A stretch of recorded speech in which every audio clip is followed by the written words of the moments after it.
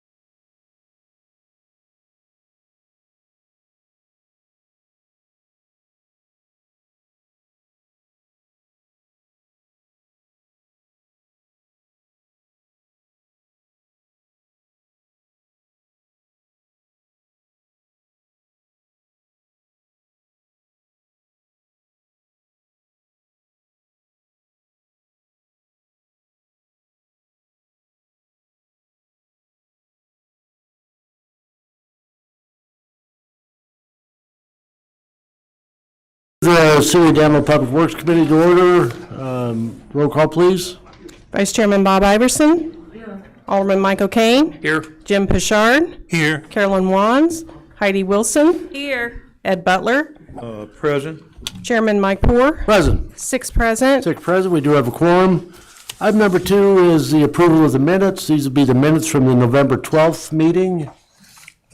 Need a motion to approve if there's no corrections.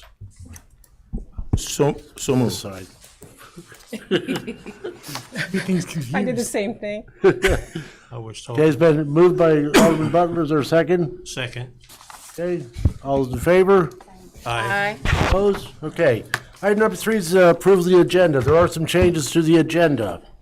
I would like to move 12A and B, 8A and B to make 8A 12A, make 8B 12B, and make 12A 12C. Wait a minute. Do what now? So in other words, we're moving the discussion of local motor fuel tax and the approving of settlement agreement to A and B of closed session. Okay? It's after items of information. Except for item of information, yeah. it will become 8A instead of 8C. Everybody have that? So we're moving 8A and B to 12A and B, and moving 12A down to 12C. Okay? So when we come out of closed session, we'll be In that order? in that order. So 8A and B will be 12A and 12B, and 12A will become 12C. So after we come out of closed session, we'll come back out and vote on those. Okay? And I think with those, need a motion to approve the agenda as amended. So moved. Second. All those in favor? Aye. Opposed? Okay. Item number 4 is audience comments.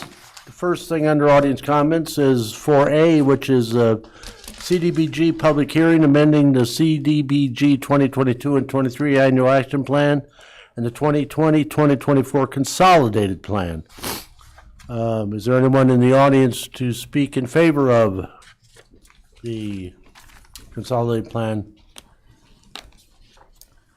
Okay, is there anyone to speak against the consolidated plan? Okay, and there is a sheet going around for those in the audience and at this area to sign. Okay, having satisfied that, we will close the public hearing and we'll open it up for audience comments. Madam Clerk? Thank you, Chairman. Has everyone had a chance to complete a yellow audience participation card who wishes to speak this evening? When I call your name, please come to the podium. You'll have 3 minutes to speak. First, I have Travis White of Danville regarding the motor fuel tax.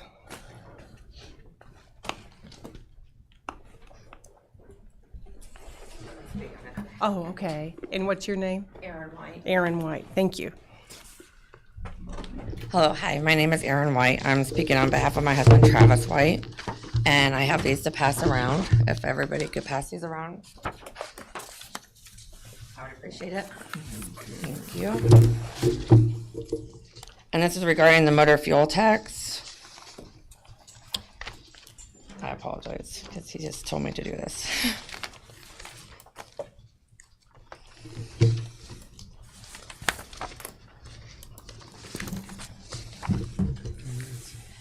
Okay, good evening. My name is Erin White. I have a few comments regarding the recent discussions about the motor fuel tax issue. If you'll please see the handouts I have provided and the highlighted areas to further understand where I have done my research in great depth. At the December 3rd meeting, Doug Arns stated the motor fuel tax increases were based on Part B of the Illinois motor fuel tax, not Part A.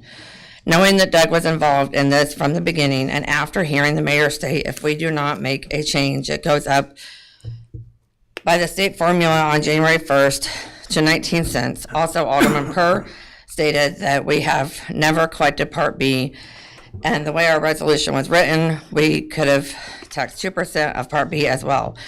I thought I would look into this as there seems to be some confusion. After reading the ordinance and getting an understanding of how the rates are set for both Part A and Part B, I have calculated the annual increases based on Part B. And taking into consideration our current rate of 10.3 cents, I have came to the conclusion that not only was Doug Arns correct, but it is exactly what the city has been doing. You have only been taxing Part B. Part B is the only part by the ordinance that you can tax. You cannot tax Part A per the ordinance.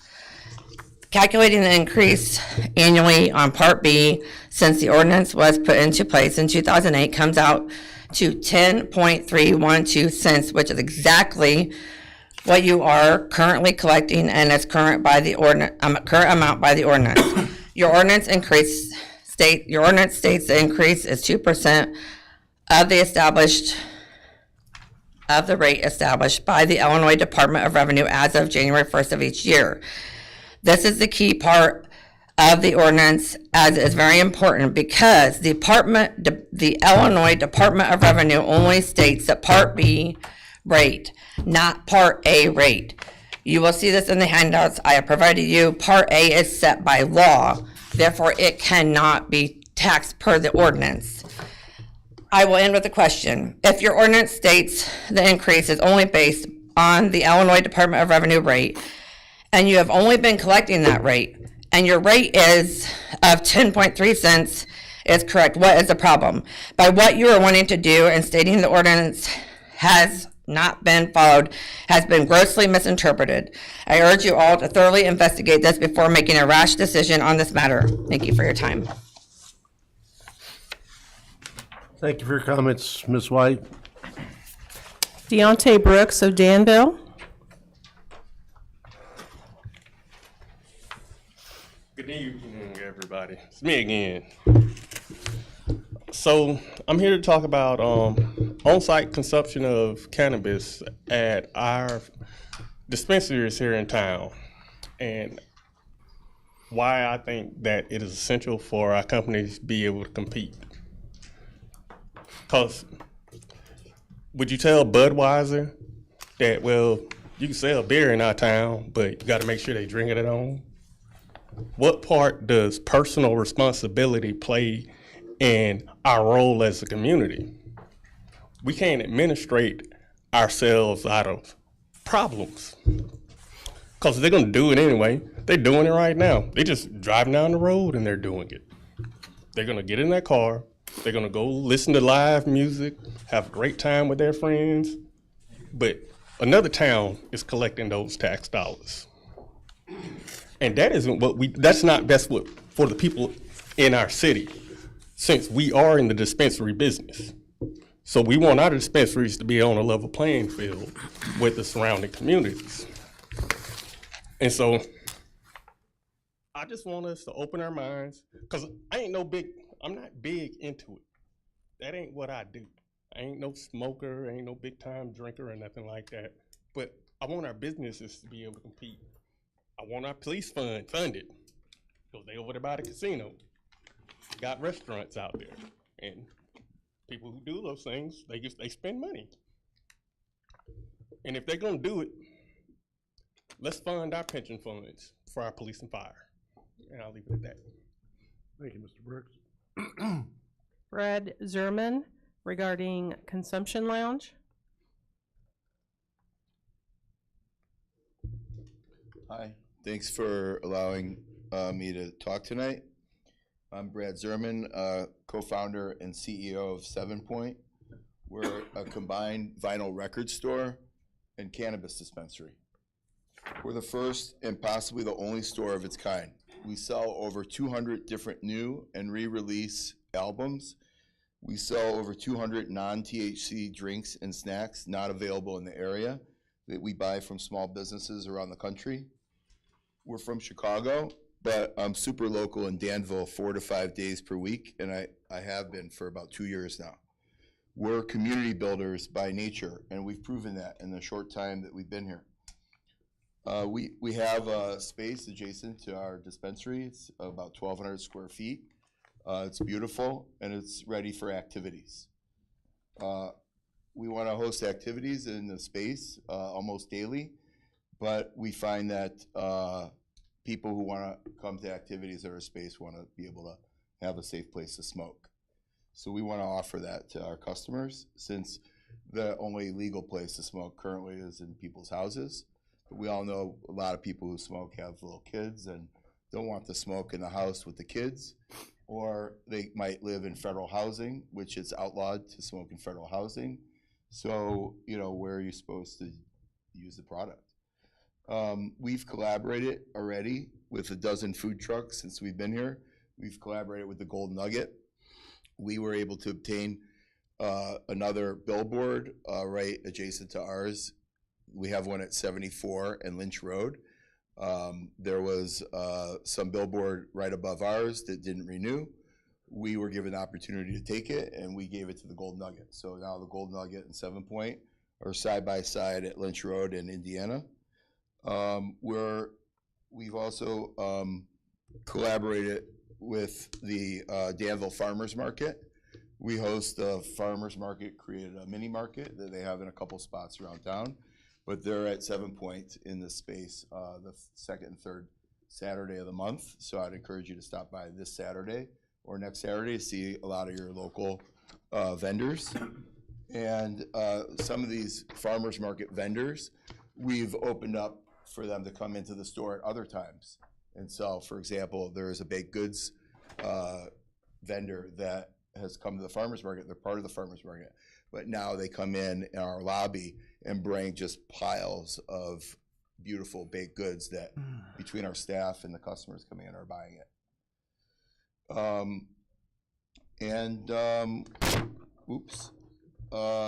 We're also, so we you know, the city council and the planning commissioners just recently got this packet. So like, you'll see when you open it up that there's a big calendar of events, just to name a few activities that we're planning on having in there: karaoke, game night, pottery, comedy. I mean, you know, there's no end.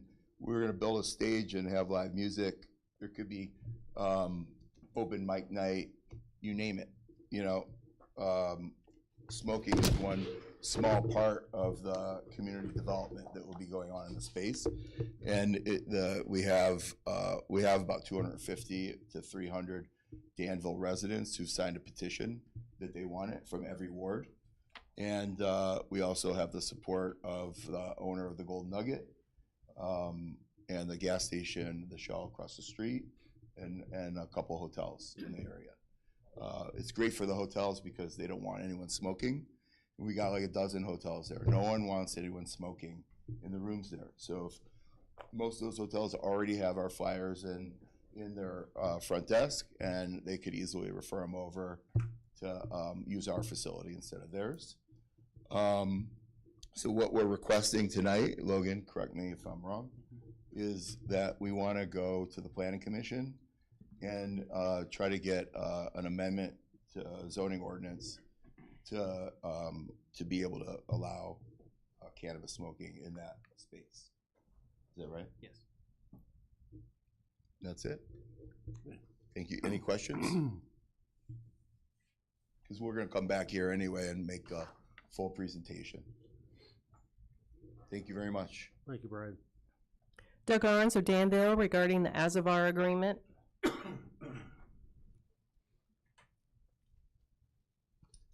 Thank you, Mayor and Council. Wanted to clarify a couple things. As was stated previously, it has always been based on Part B. I spoke with both of the individuals that were involved in the prior administration in calculating that amount each year, and they assured me that there's probably documents within their files that reflect that. And one of the reasons was stated, it is the only thing that's published at that time of the year, and the other thing was that it would progress at an appropriate rate, not too aggressive, but aggressive enough. And certainly if it's at 10 cents today, that's aggressive enough, in my opinion at least. There's clearly been two oversights. The first oversight was in the prior administration, not clarifying in the ordinance that it was to only be Part B, that it was to be calculated on. That was a mistake. The second oversight and mistake, and of concern to me especially, is in the implementation or the execution of the Azavar agreement. And this in no way reflects to people that weren't even employed by the city at the time this all began. But it's very common in professional services agreements where the amounts to be paid are unknown or are yet undetermined to include the simple phrase, maximum not to exceed. And that's what protects the governmental entity from having to pay what you're dealing with right now. And so this agreement should have been negotiated with language that stated maximum not to exceed. And that way you as elected officials, the administration, and the citizens at large are protected from a claim like what everyone's looking at here today. The fact is apparently that language did not exist in the agreement. I've not seen the Azavar agreement, so I can't speak to what it says. But I do question that does the agreement provide that if everyone was acting in good faith and with good intent, and that is documented over a 15-year period, why are they entitled to $1.3 million or even more? And so I would suggest that this be put off until all of us that were involved can get in the same room. That's the best way to solve a problem, is to get everybody in the same room and go through those issues.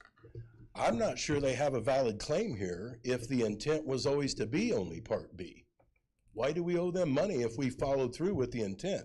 I'd certainly be willing to file an affidavit under oath stating that it was always intended to be Part B. So let's not punish our taxpayers and those that visit our city for common mistakes that should not have been made, but were made by a prior administration and the current administration. And so please, don't increase the tax. I don't know, you guys, I assume, got numbers on what everybody else is paying. We're probably one of the higher ones around, I would expect. And thank you for my 3 minutes. Do the right thing. Thank you. Thank you, Mr. Arns. Jerry Hawker of Danville regarding the gas tax.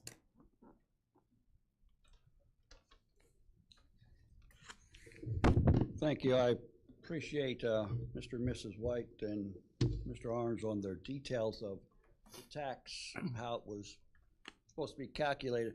What I'd like to talk about is just the human factor that adding another 9 cents to the gas tax. You're already at 10% or 10 cents. You add another 9 cents, 19 cents a gallon. You know, we just had a national election, and that national election showed that people were concerned about buying groceries, about able to take care of their families, and that was showed all the way through when you talk about what the highest priority of the people were. And here in this county, the Danville Area Community College is raising our tax rate by 17.2%. The Georgetown, which I know it doesn't affect you, but still, Georgetown schools are raising at 13%. And I don't know what you guys are going to be raising. Hopefully none. But still, people are trying to survive out here. And gas is going down. I was at the doctor's office yesterday in Champaign. The gas was $2.75 when I drove over here once I got into Danville, Bowman Avenue. It was $3.15. Most of the time it's always been that way, higher. And then you want to add another 9 cents on top of it. I just think that we have to think about our citizens. We're all in crisis. We don't know how to pay for the groceries. We don't know how to pay for other things. And I sure don't think that you ought to be paying somebody $1.3 million to say, hey, you made a mistake. I mean, you should have saved that money, and then you wouldn't have needed maybe the gas tax right now. But I think you need to think how the citizens are doing out here. They're not doing good, and we can't afford anymore. Thank you. Thanks, Mr. Hawker. That's all I have, Chairman. Does anyone else wish to address the Public Works Committee that hasn't filled out a card? Okay, thank you very much for your comments. Moving on to item number 5, Chairman's comments. Since it's gonna be a long evening, I won't have any. Except other than say that, asphalt was going down on some of the roads and it looks very nice. Okay, moving on to item number 6, be the payrolls. We'll be approving the payrolls for December 6, 2024. Need a motion and a second, please. So moved. Second. Questions on the payrolls? Yes, I got one Alderman question. Butler. Yes, I have a question on, I think it's 3, the number 3 on the payable accounts No, payable. this payroll, sir. Oh, payroll. Okay, thank you. Okay, do you have questions on the payrolls? No. No. Okay, roll call, please. Alderman Bouchard, Yes. Wands, Wilson, Yes. Butler, Yes. Iverson, Yes. O'Kane, Yes. Poor, Yes. 6 yes. 6 yes, thank you. Moving on to item number 7, approval of the vouchers payable. These will be from December 10th, 2024. Need a motion and a second, please. So moved. Second. Okay, Alderman Butler. Yes, now I got one. Okay, I got one down here. It says, on number 3 about the cannabis,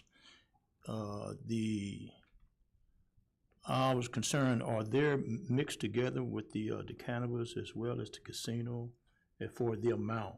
What page are you on? I'm on the accounts payable,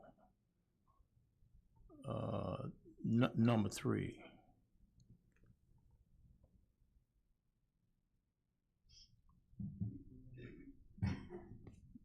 It's at the end of page 4, I believe. I see.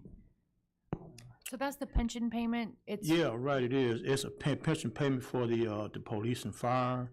And then it says the cannabis transfer. And right. They get a portion of the cannabis tax as well as the casino tax. So that's just representing the months of tax collected that were included in that pension payment. Okay, so those two are combined together, the cannabis dispensaries plus the casinos. Correct. Okay, that was my question. And then the other one is on number 5, which says Schaumburg and Schaumburg. I see where we have that on the payable here, and then it's on 10H. Have this work been completed? These are payables, the Schaumburg and Schaumburg. There's a With the ARPA fund, it deals with the ARPA fund. Oh, you're talking, that's not the same thing that's on 10H, no. Yeah, it has the same amount of money, Is 10H and this the same? yeah. It's the last payrolls, or last payables on Yes, it. last payroll, number 5. And then if you go to 10H, and it deals with the resolution awarding the contract bid. 10H is for the park, for the Yeah. awarding of the park. Yeah. And the vouchers payable item that you're looking at is for I think one of the last, I don't know if it's for sure the last, payment for the pool project.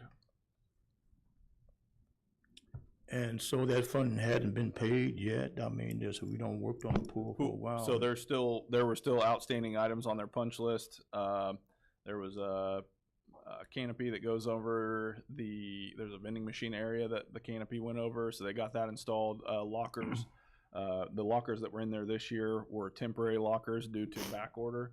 Those have been all replaced. So we hold progress payments until items are completed. So those items have recently gotten completed, and so that's a progress payment. Oh, okay, I see. Alderman Butler, under the payables, that's for bid number 714. And the ordinance that we'll be voting on under 10H is bid 764. Yeah, okay, bid number what you say? 714 is what the Oh, yeah, payables are 714, for. right, And then exactly. the payables or the 10H is bid 764. Right, gotcha, okay.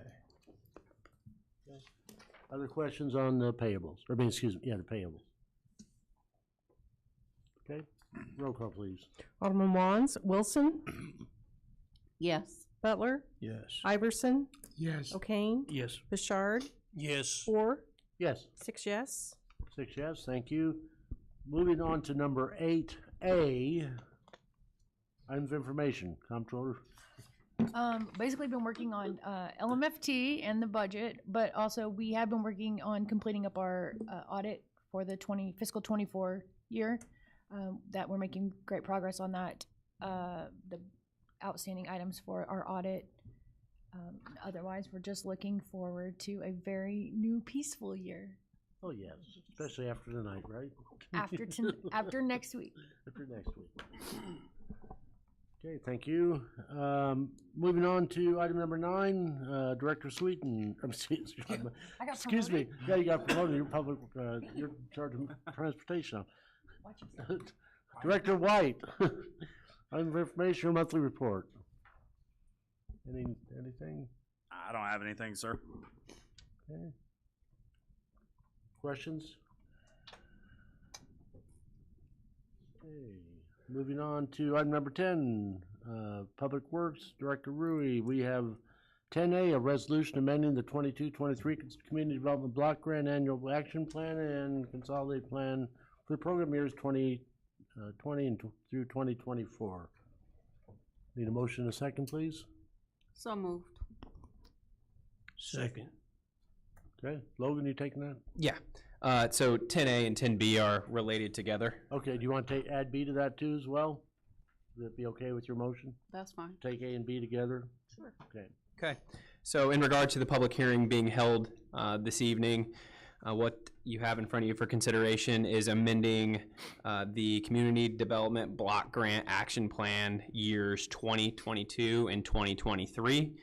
What's proposed is reducing the activity public services for both grant years to completely defund them, which is in total of $30,000 each year, $60,000 total, and funding homelessness support in both of those corresponding grant years.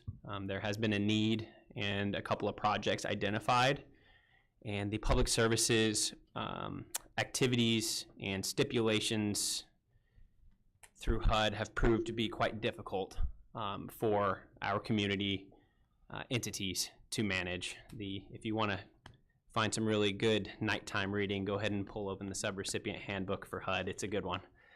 So it's been a little daunting. That was proposed in 2020. Things changed, targets moved, and that's why we're proposing to increase the homelessness funding here this evening. Okay, questions on that? Okay, roll call please on A and B. Alderman Wilson, Yes. Butler, Yes. Iverson, Yes. O'Kane, Yes. Bouchard, Yes. Wands, 4, Yes. 6 yes. 6 yes, thank you. 10C is a resolution accepting a contract for further site investigation at 815, 817, and 821 North Vermilion Street, and 814, 816, and 818 Hazel Street. Need a motion and a second, please? So moved. Second. Okay. Okay. I believe I made mention of this a couple of meetings ago. Essentially, through the site cleanup grant that has been awarded to the city of Danville through the US EPA, we have to submit a remediation plan to clean up the site on Fairchild and Vermilion. The US EPA and IEPA, the long story short of it, they cannot come to an agreement.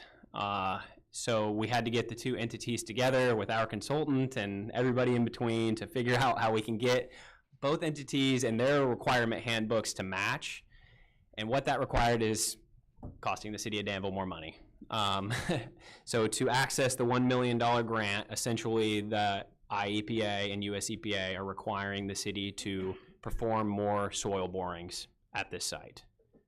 That's what this is for. It's to make a closer definition on what is in the soil, and essentially there weren't enough soil borings to satisfy the two entities. So yeah, that's as best as I can describe We'll it. share. Oh, excuse me. We'll share. Yeah, right. Exactly. So Midtown TIF is the funding source that's been allocated for this. So to tap into $1 million, this is what they're requiring for the city to do. Okay. What's it do to our time schedules? Because weren't we expecting a whole, like last month or something? Yeah, so I was hoping to have the hole dug before the ground froze. No, honestly, it's always been our goal to start digging in the spring. I hope we can still meet that. I can't make any promises. It's all based on the US EPA's approval of this plan. We hope to start digging in. We have to go out and get engineers and stuff to. Yeah. do that one. So we've got our engineer already selected for the grant. They will have to bid out the work for actual and certified individuals to dig these holes. Yeah. Get it done. My face was pretty red when I got this call. Anybody else? Roll call, please. Alderman Butler, Yes. Iverson, Yes. O'Kane, Yes. Bouchard, Yes. Swans, Wilson, Yes. 4, Yes. 6 yes. 6 yes, thank you. Item number 10D is a resolution authorizing amendment under the IDA half hour, program PID number 52490. Need a motion and a second, please? Maybe take you with that. Is he the same? Oh, and E, yes, E as well, which is a resolution amending the fiscal year 24-25 budget to reflect the increased IDA and half her program fund grant amount. So, motion and a second for D and E? So moved. Second. Okay. Okay, yeah. So we've discussed this a couple of times. These are the resolutions mandated by IDA to amend the standing contract for the $1.425 million to add the additional $690,000 of grant funds. Just as an FYI, before coming into this meeting tonight, the IDA legal team has suggested a couple of additional revisions to these resolutions. These were provided by them. So we're going to make a couple of changes to some language in there. It won't be significant, like to the dollar amounts or anything like that. It's just some legal language. So we'll make a couple of those adjustments before the next city council meeting to satisfy IDA. And then, just so there's no confusion, the amendment to the budget is in 50% of the $690,000. Questions? Roll call, please. Alderman Butler,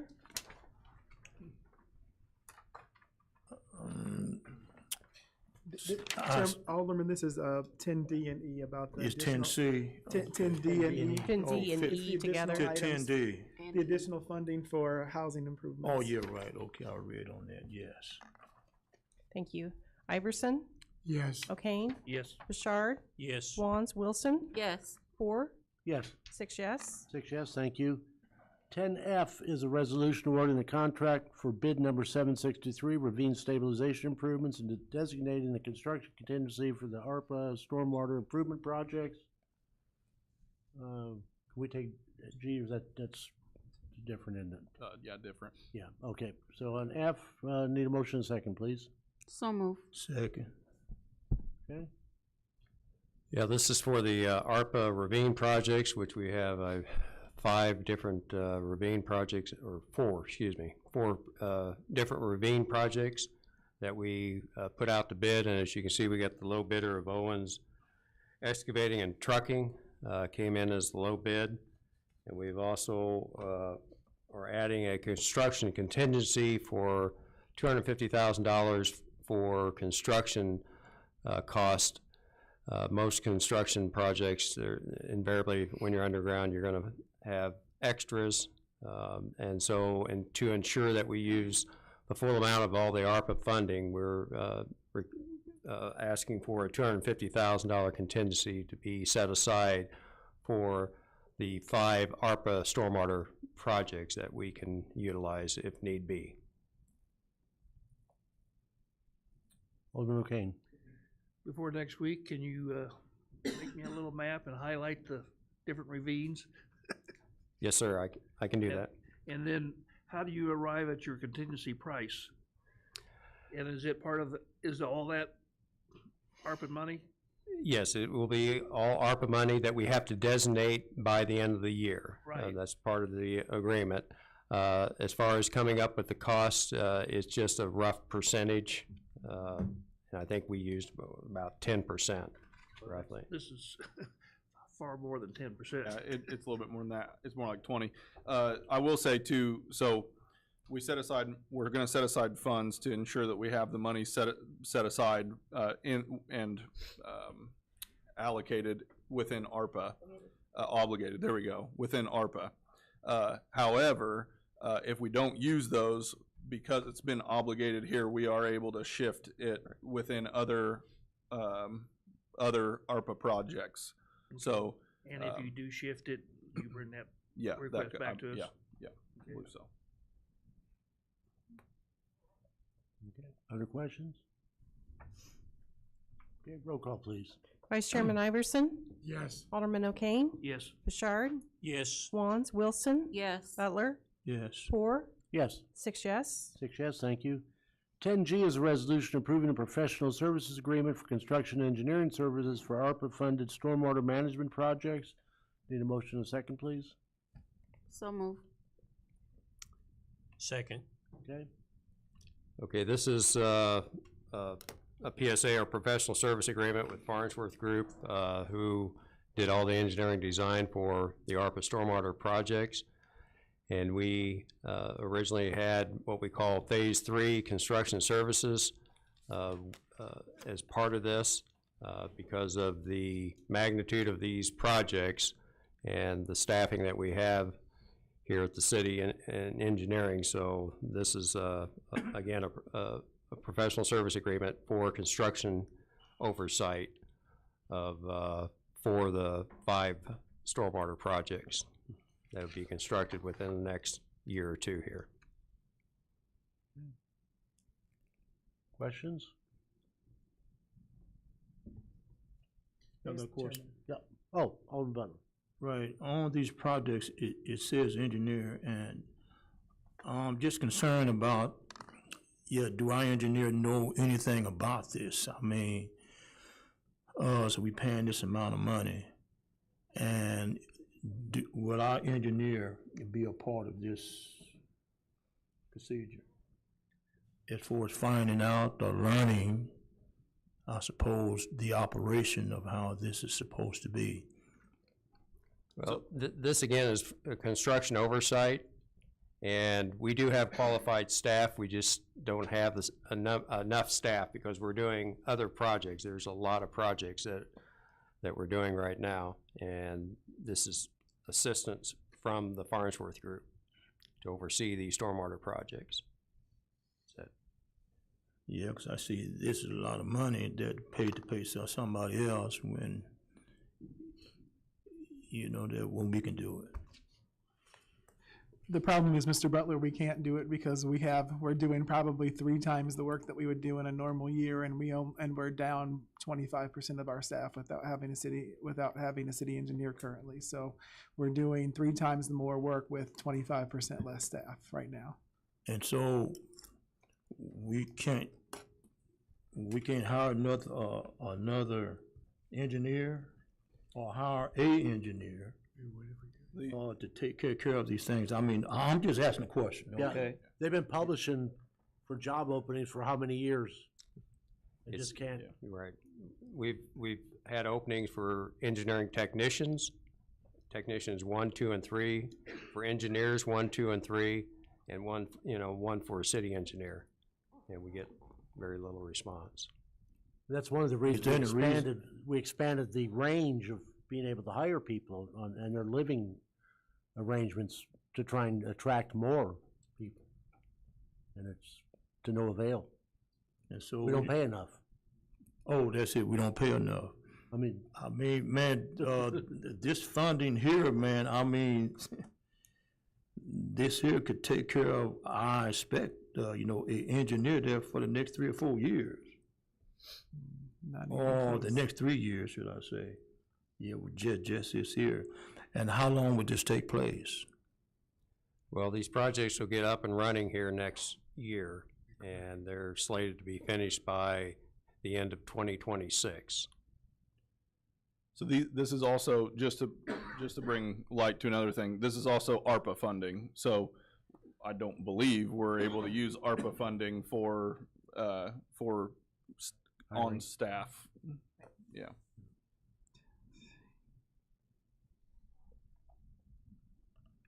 Okay, thank you.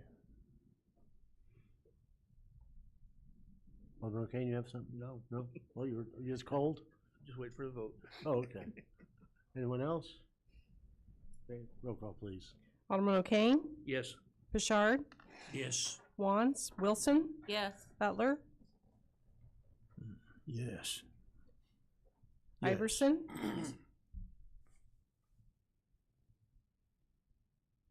He said yes. I said Oh, yes. sorry. Four, Yes. 6 yes. 6 yes, thank you. 10H is a resolution awarding the contract for bid number 764, the Garfield Park Infrastructure Project. Need a motion and a second, please. So moved. Second. Okay. All right, so this is for awarding the contract. So this got bid out previously, and the bid was rejected. This is a rebid. As you can see, the prices came in quite a bit lower than the original bids. However, we have also added a construction contingency on this. This is a 20% contingency.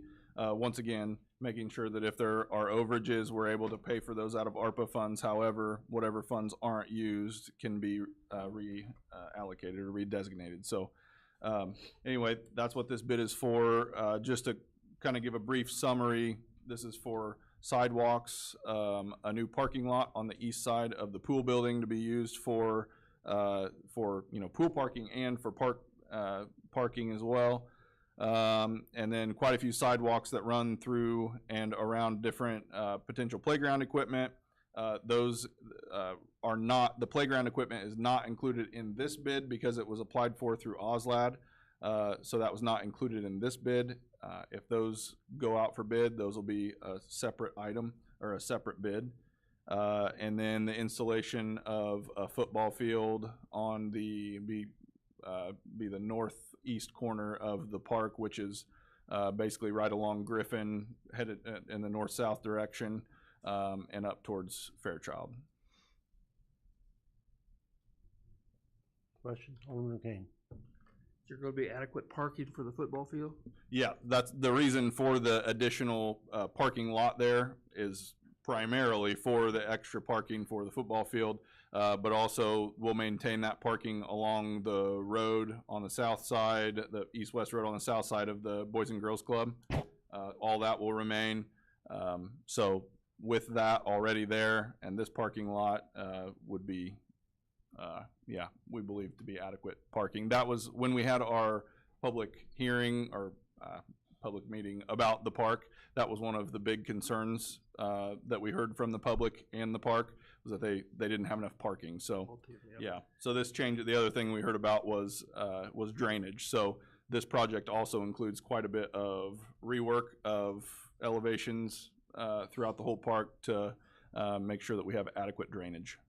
What do we do with the entranceways, and what about dines? Will they be out of there so that it can be done?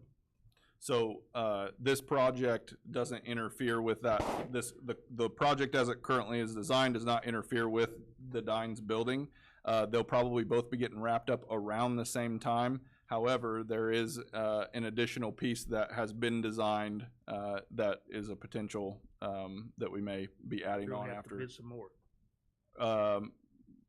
Or will contingency take care The of it? contingency should take care of that if that is the choice that ends up happening. Alderman Butler. Concession stand, is it gonna stay, or So you the gonna current rebuild concession one? stand will stay, yes. Yeah, okay, and so now, is this all the money that has to be put in this park? What do you mean?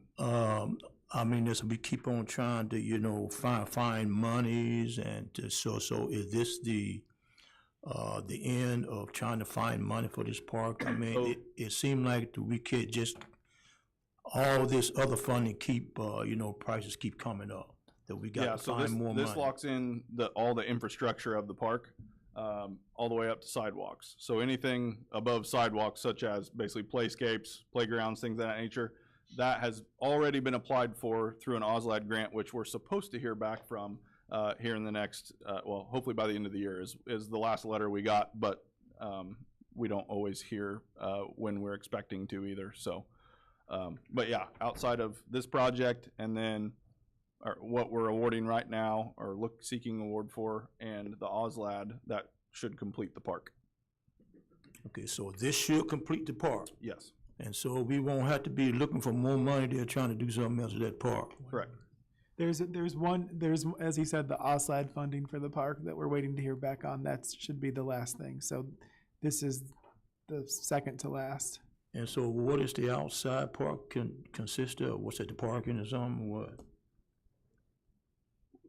This project? Yeah, right, you saying the outside the park. So you know, you don't talk about the inside. OSLAD. It's a grant. OSLAD. Yeah, OSLAD. Open Space Land Acquisition Development. Yeah, okay. Acronym. It's a long, one of those long ones. Yeah, it's a grant though. So we applied okay, for a all grant for the park playground. Sorry about that. That wasn't very clear. Yeah, okay, it wasn't. Yeah. So yeah, that grant that we have applied for, you guys approved for us to go after that grant. That grant that we've applied for is for the playground equipment, and there's a few other small amenities that'll be added in pending that gets approved and awarded. Can they play football this coming fall? We have made sure in all of our meetings with the in our pre-con or our pre-bid meetings that we announced that this will be done. According to the bid for the low bidder that we're awarding here for Deuce Construction, they will be done with it. So. Yes, so are there going to be bleachers as well? I do believe so. I believe there's a pad going in, and then we'll bring our bleachers over there. Yeah. And fencing. Yes, there will be a fence there. A fence all around the football field. Mm-hmm. Yes, I believe so. I'll have to double check on that and get back with you, but I'm fairly confident. Yes. Yeah, okay, and I got one more question. I'll shut up. This redevelopment on the inside the field, it won't have the basketball court will not be disturbed. Correct. This is actually incorporating the basketball court into the design of the park. Okay. Yeah. Thank you. Yeah, the sidewalks will actually also include, it's actually measured out to where people will be able to, whether they're walking around while people are playing basketball or their kids are playing, things will be measured to where they'll be able to know exactly how far they've walked, you know, per certain spots on the sidewalk as well. So it's kind of a lap system as well. It's pretty cool. Other questions? Okay, roll call, please. Alderman Bouchard, Yes. Wands, Wilson, Yes. Butler, Yes. Iverson, Yes. O'Kane, Yes. Moore, Yes. 6 yes. 6 yes, thank you. Item information? I've got one. With your permission, this is hot off the press. We just got a bid back and potential change order for a CDBG housing project. Now, this is for accessibility, and it's quite a large one. It's going to total around $31,000. I'll have the complete work order and bid sheet if you allow me to bring this to City Council next week. Our timeliness expenditure deadline in March is coming up, and we'd like to really get going on these more expensive projects just to make sure that we're well below our spending threshold. So getting the contractor started as soon as possible is important. Anybody have a problem bringing that to full council? Go for it. Awesome, thank you.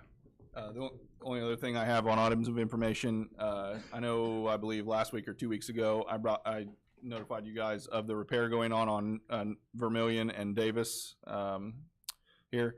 That project has been completed. All is good. Roads put back. I was hoping, when I talked to you guys, I was hoping it would be under 20. It ended up, we got the bill today, it's 20, just under 27,000, it's 26.7 or something like that. So anyway, I just wanted to bring that up per our purchasing policy. You'll see that come through for approval once we have the PO in and everything, but that was that emergency repair for the sinkhole there at Vermillion and Davis. Yeah, I got a statement too as well. Item of information. I've been noticing right there on the corner of Vermillion and Fairchild, where they tore down that gas station.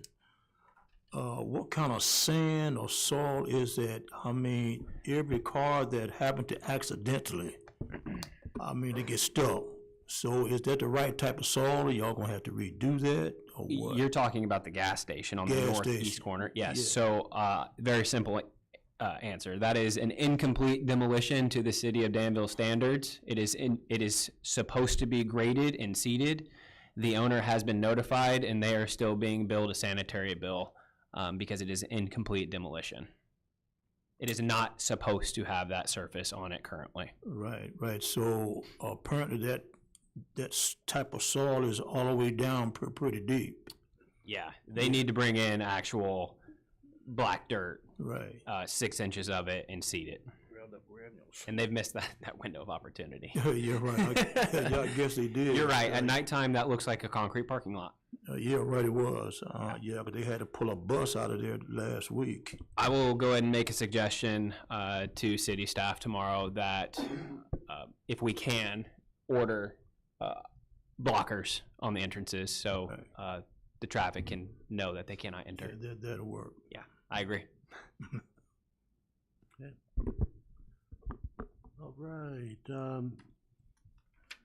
I know we were supposed to be finished by 6:45, and then we would immediately go into a full city council meeting, but there is a need for a closed session. I'll make a motion to go into closed session under Section 2C11 of the Open Meeting Act regarding probable and imminent litigation. Could I please get a second? Second. Roll call, please.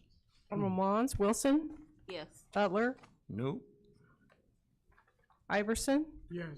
O'Kane, Yes. Richard, Yes. Poor, Yes. 5 yes. 5 yes, thank you. We'll be going into closed session. I have no idea on the timeline, folks, but and then immediately following closed session, we'll come back out and take action on 12A, B, and C. And then after that, we will adjourn for a short time and start the full city council meeting. So we'll be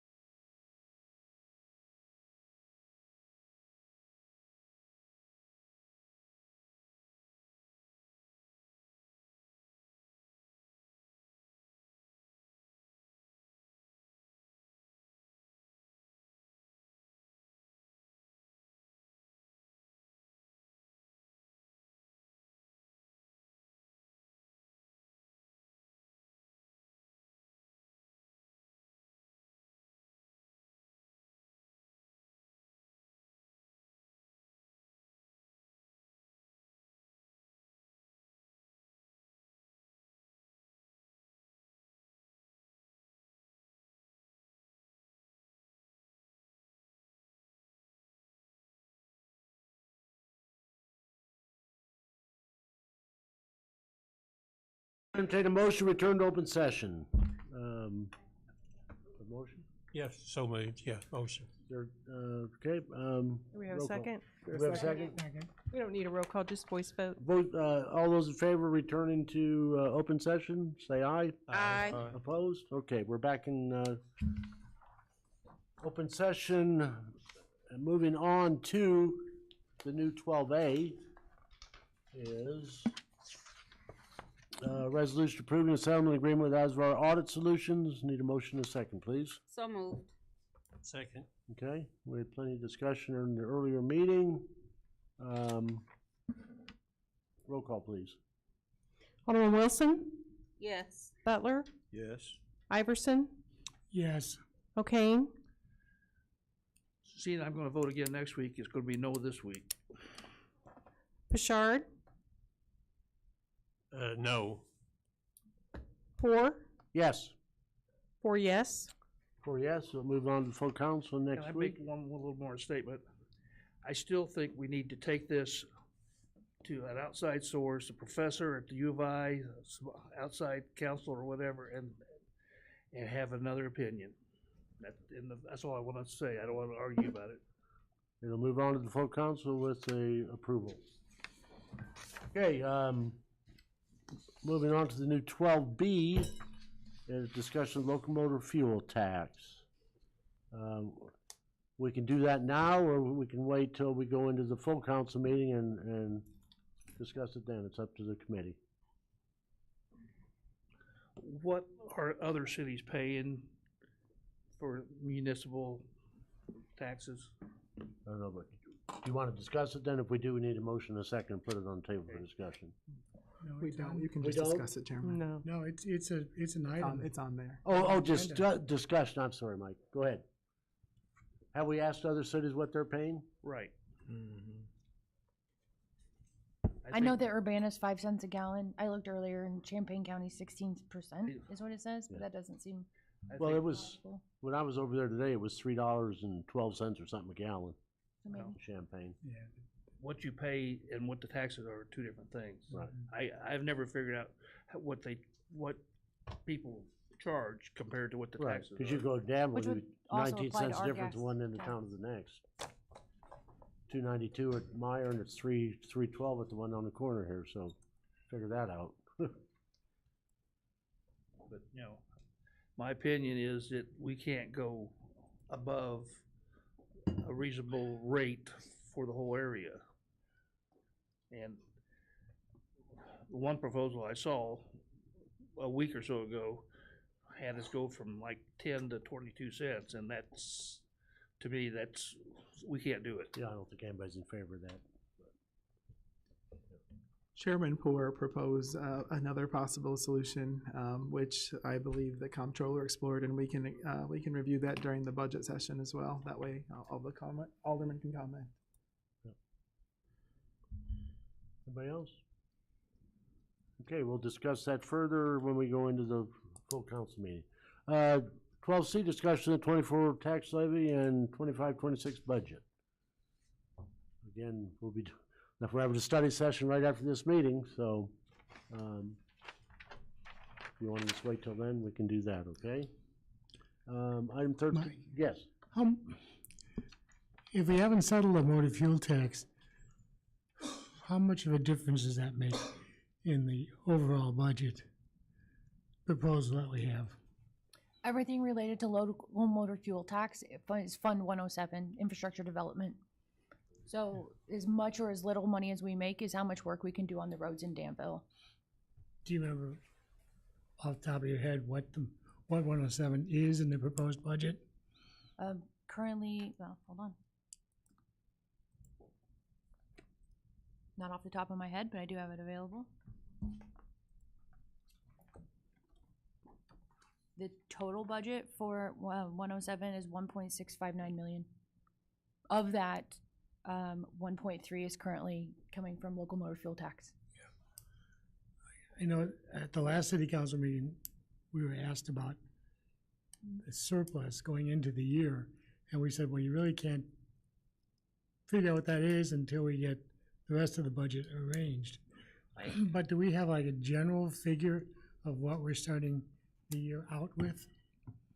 Well, every year you start fresh, but as far as reserve amounts coming from the previous year, I don't know what that balance will be coming from 2024.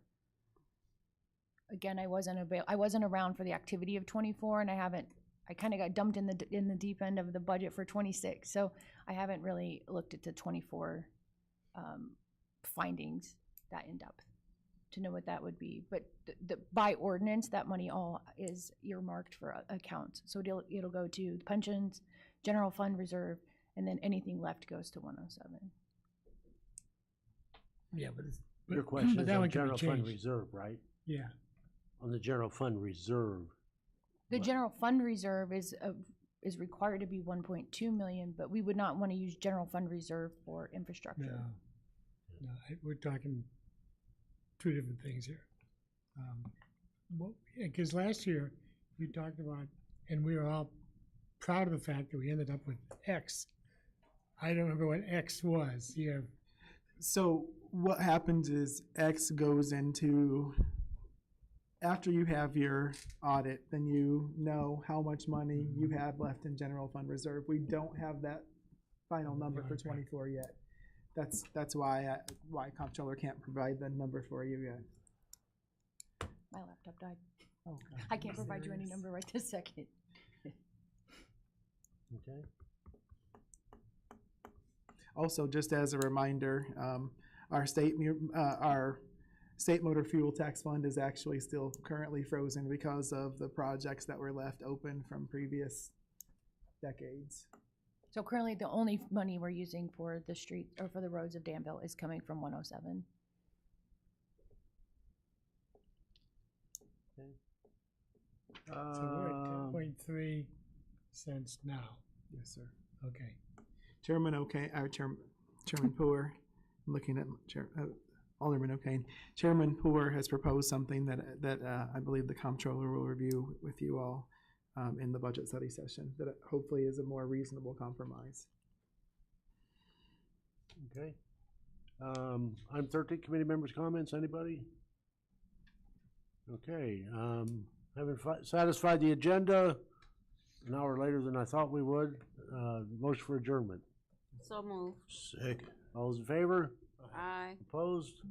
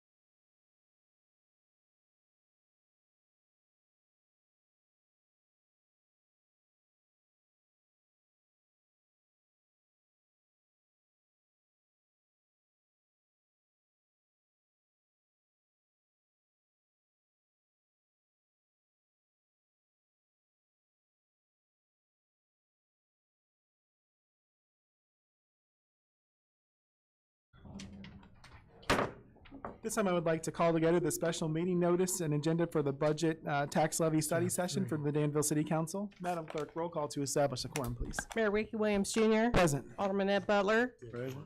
Heidi Wilson. Carolyn Wands. James Bouchard. Present. Michael Kane. Here. Bob Iverson. Here. Mike Poor. Present. Rick Streebing. Here. Sherry Pickering. Here. Eve Ludwig. Present. Tricia Teague. Present. Robert Williams. Darren York. Here. John Cooper. 11 present. 11 present. We do have a quorum. Madam Clerk, at this time, we will receive audience comments. Has everyone had a chance to complete a card who wishes to speak? First, I have Doug Arns of Danville regarding the tax levy and budget.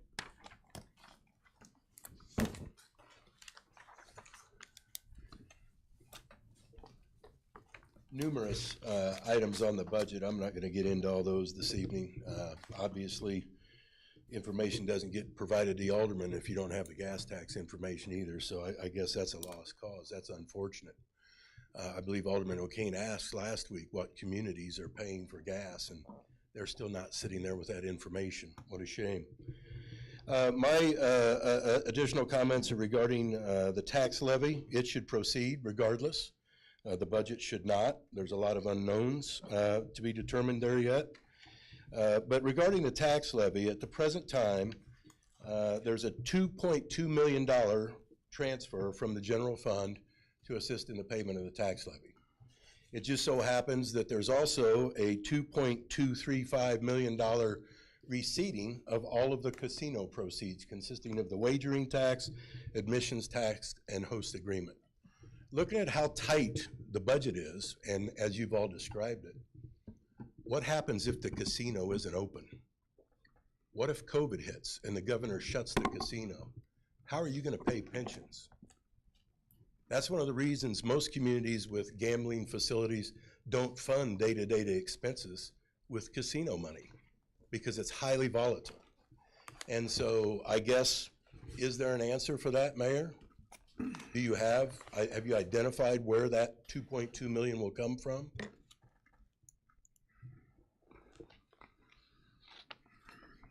That answers the question. The next item then is regarding the various positions that have been added. There's places to cut. There's plenty of places to cut. Mayor Williams as an alderman, Ricky Williams Jr., I don't believe ever voted for a budget or a tax increase other than the Harrison Park Golf Course. Government is expanded in a community that's getting smaller. And so there's funds there if you need them. If you need assistance finding them, be happy to help. But the other question I have is, we've heard on numerous occasions of the desire to build fire stations. And I would certainly agree there is a need for some new fire stations. Some of them are outdated and antiquated. I disagree that the study was comprehensive. I think it left out some things that should be looked at, that the community should look at. And I think the community needs to know is, how many people can only afford 2 fire stations? We're headed to 25,000 people. Are we planning for that? There doesn't seem to be a fiscal plan on getting our community to a better place. There's no plan to finish tearing down all the houses within the next 2 or 3 years. Our neighbors are expected to live next to those, and yet we're talking about spending more money. So if there are going to be fire stations bonded, what revenue source, Mayor, are you planning on setting aside to abate those taxes so that the citizens that are paying the inequitable property tax don't get saddled with the burden of bonds for fire stations? Once again, I support 2 new fire stations. 1 is not that old. Number 2 needs replaced first, and it needs to be updated larger and differently than what is currently in the design plans. So once again, no community input has been taken on that. There have been no ward meetings. I don't think there are some council members that have ever had a ward meeting since sitting on this council. Mayor stopped those when he took over. Haven't seen a ward meeting in the ward I lived in 2. Haven't seen a ward meeting in the one I live in 7. I'm not aware of them. They haven't been published if there were ward meetings. Neighborhood meetings are not the same as ward meetings. Not everybody has a neighborhood meeting. The public has been cut out of government. it's time to bring them back in. They have opinions. But once again, if there is no backup plan in case the casino can't deliver its 2.2 million, your revenues are already projected downwards from what they were last year. What's that tell you? We've lived that through the horse racing. It went away. Let's hope that doesn't happen with the casino. I'm certainly hoping not too. But we're putting all our eggs in one basket, and nobody here has a solution for what happens if that basket runs dry. Thank you. Gail Brandon of Danville.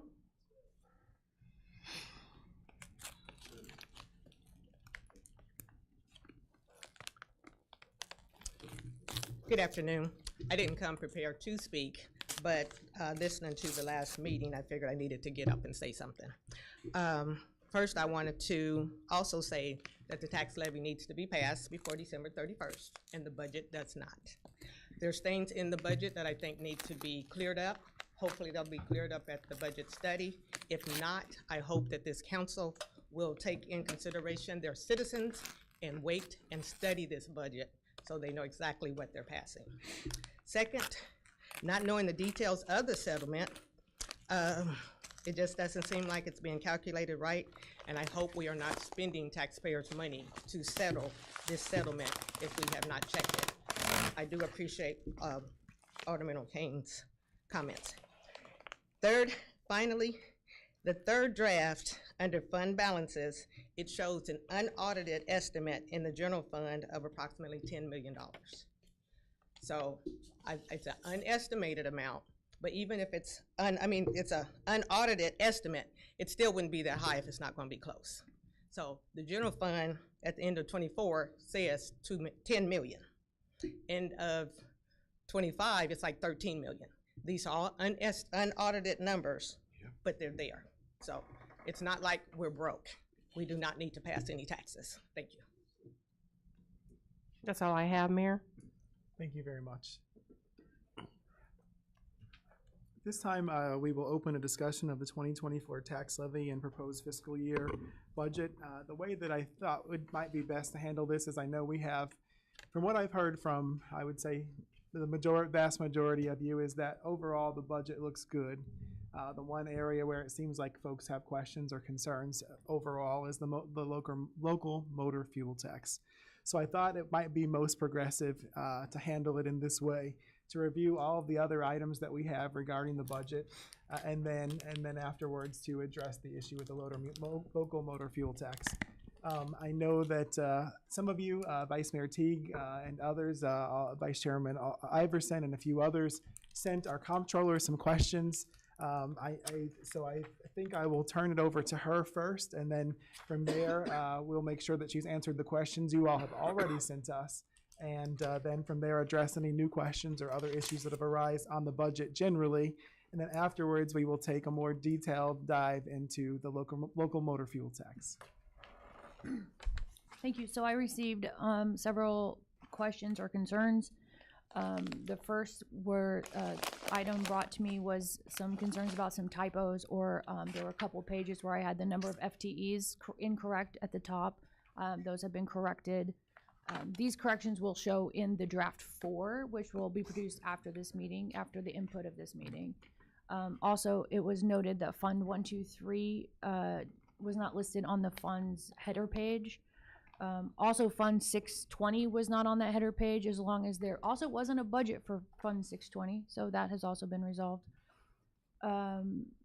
It's a $0 balance, like zero spend, zero in, but there was not a tab for it, so that's been added.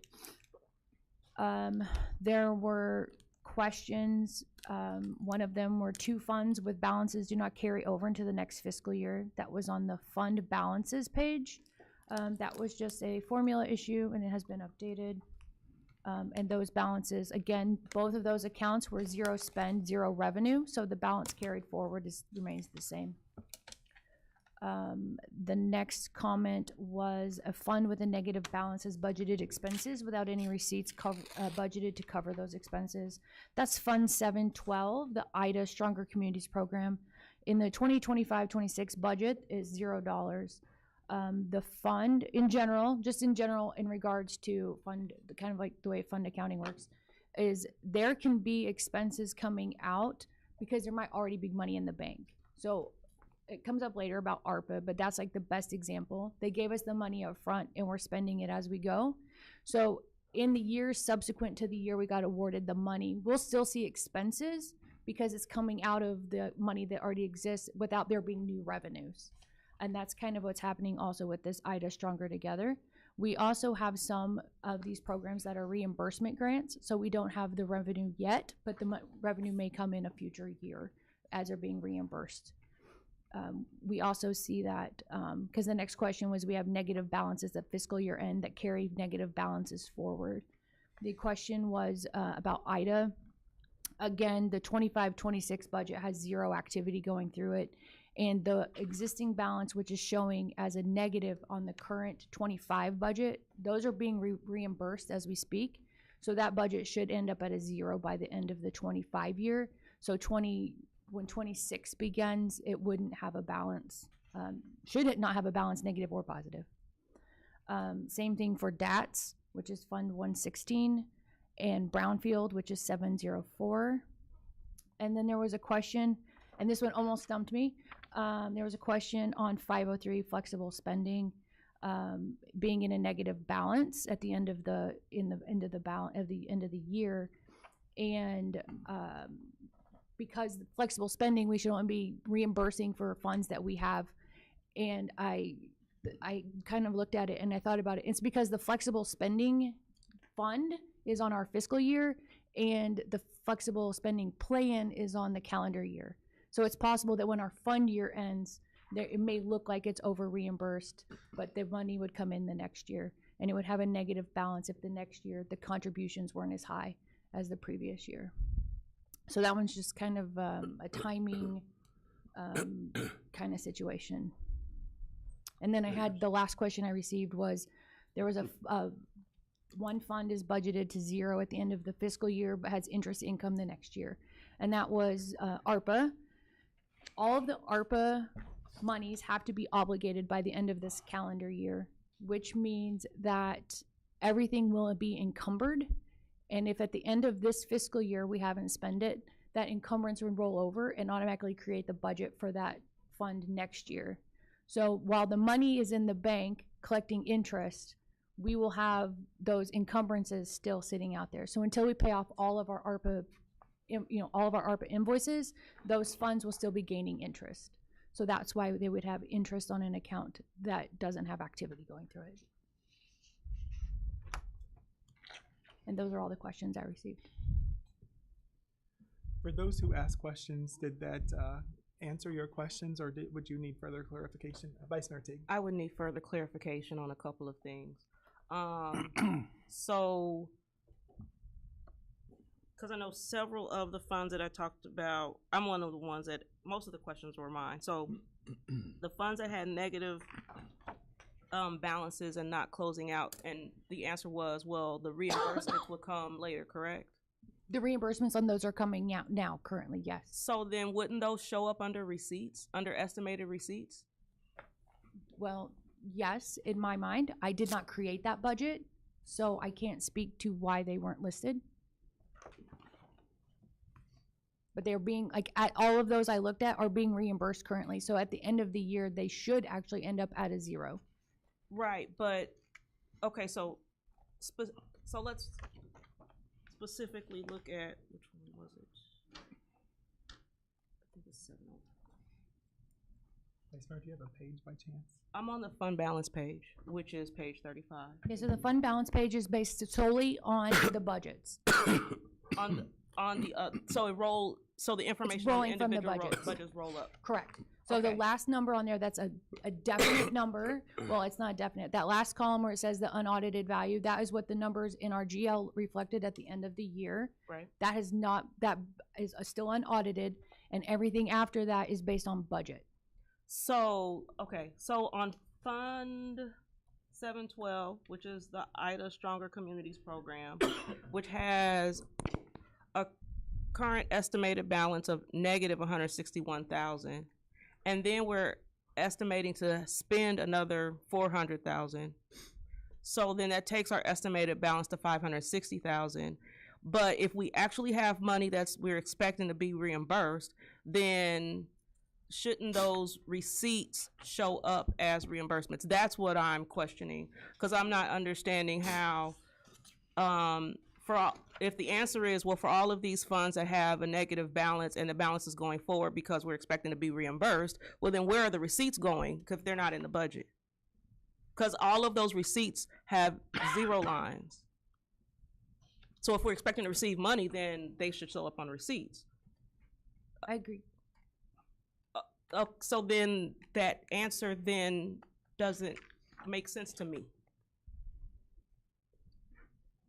Actually, well, again, I can't speak to previous budgets. I didn't complete them.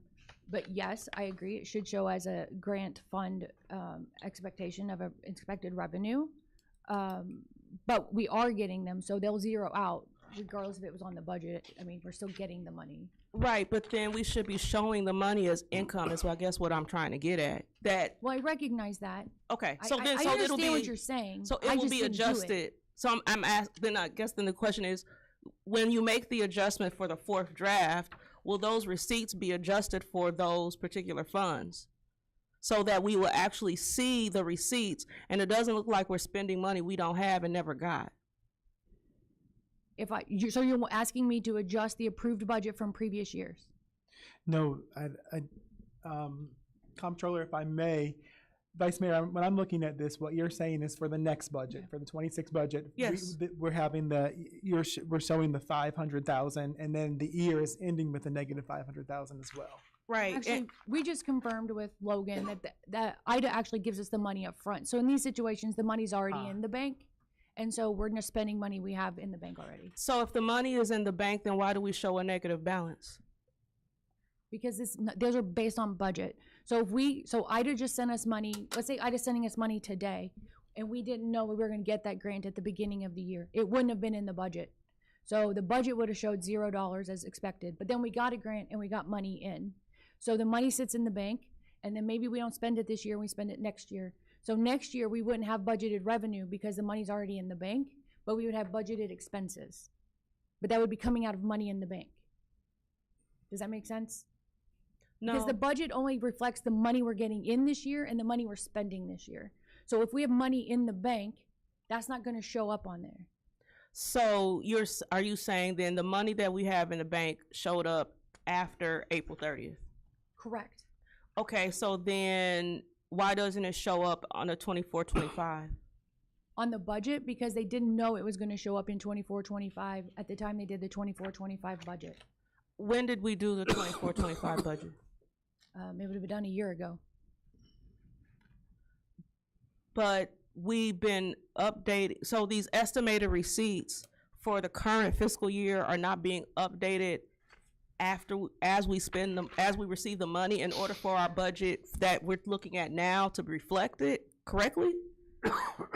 Correct. This budget is based on last year's budget. So whatever this amount listed in here is what this council approved last year for the 24-25 spending.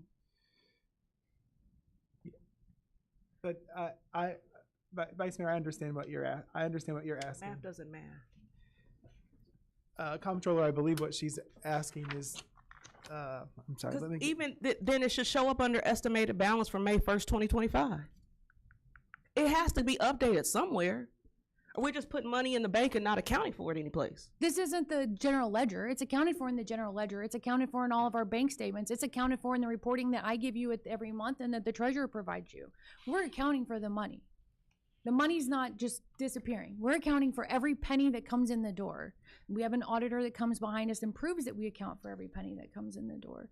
This document is for us to say, for 25-26, this is the money we anticipate getting in, and this is the money we anticipate spending, and we're asking for, if you guys are aligned. And then changes that come to that, we come to council and ask for budget amendments so that we can put the money where we want to. This document is what was approved at the council last year as the beginning budget for the 24-25 fiscal year. So as we make changes throughout the year, we don't update the budgets that come to council to reflect all of the changes and all of the adjustments and all of the budget amendments that we've made throughout the year. We just pick up last year's budget and go forward. You have a reflection of everything that was actually done last fiscal year on here. And no, we don't go through and change the budget every time there's a budget amendment or a LIT that gets done to move money line to line. If that's how you want me to spend my day, I can. I mean, when I worked in corporate, we did LEs every quarter. So when we did LEs every quarter, it actually adjusted the budget based on what we had coming in, so that when we made decisions, then that we would actually have decisions based on where we are and not based on last year's numbers. That's what we use the budget performance report for. I get the performance report gives you our actuals, but it doesn't make sense to me that how we can actually then vote on a budget that doesn't actually reflect any actuals, and that is only just carrying forward dated information from 12 months ago. But that obviously, I don't know if that's a difference in how government accounting works, but it seems illogical. I am not an accountant, I'm not a CPA, but it just seems illogical. That's just my personal opinion. That's why I ask all the questions, because having a negative balance go forward and not showing receipts makes it look like we don't know what we're doing. And even though you're providing an explanation, and I understand the explanation and I appreciate the explanation, on its face, when you're just looking at the documents by themselves without an explanation, it doesn't make sense. And your explanation makes sense, like logically I understand it, but just from 1 + 1 = 2, 0 minus $400,000 don't make sense. When you can't spend what you don't have. And if we actually had a budget that was updated based on this is what we have as it relates to receipts, not what we thought we were going to have last year, then that would make sense to most people. The problem, Vice Mayor, is that again, we don't have our 2024 audit yet, which we normally do, and then that gives us the actual numbers to put into the budget. Right, but some of these lines say estimated. You don't have to have an audited number to be able to have estimated receipts or estimated balance for May 1, 2025. Gotcha. So if we're going, I get that, okay, we have unaudited information from prior. We know that becomes the unaudited estimated balance. The estimated balance is based off of what we actually have. It might change, right? It might change somewhat. I get that part. That part makes sense to me, because when you go through an audit, and I've been through several, unfortunately, when you go through an audit, stuff gets changed. And you have to do that when you're doing fund-based accounting and all of that. Understand all of that. However, when you start looking at having monies to make sure you go forward, some of the things that comes up in an audit are things like going concerns and all that good stuff. You can't spend what is not on the books. And that's what just, it doesn't make sense. It's just illogical. I understand what you're saying, and I can work with comptroller to review that a bit more. And but I understand what both of you are saying. I understand what both of you are saying. What other questions do you all have about Vice Mayor? Were your other questions answered satisfactorily? Let me look at my list again. Okay.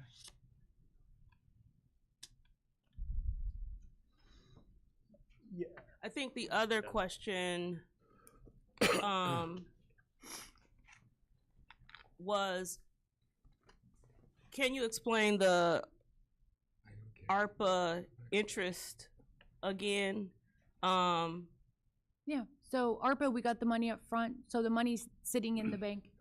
And as long as we haven't paid the vendor and we have the money in the bank, we're getting interest on those funds. So all of our obligations have to be made by the end of this calendar year, which means it'll be in this fiscal year.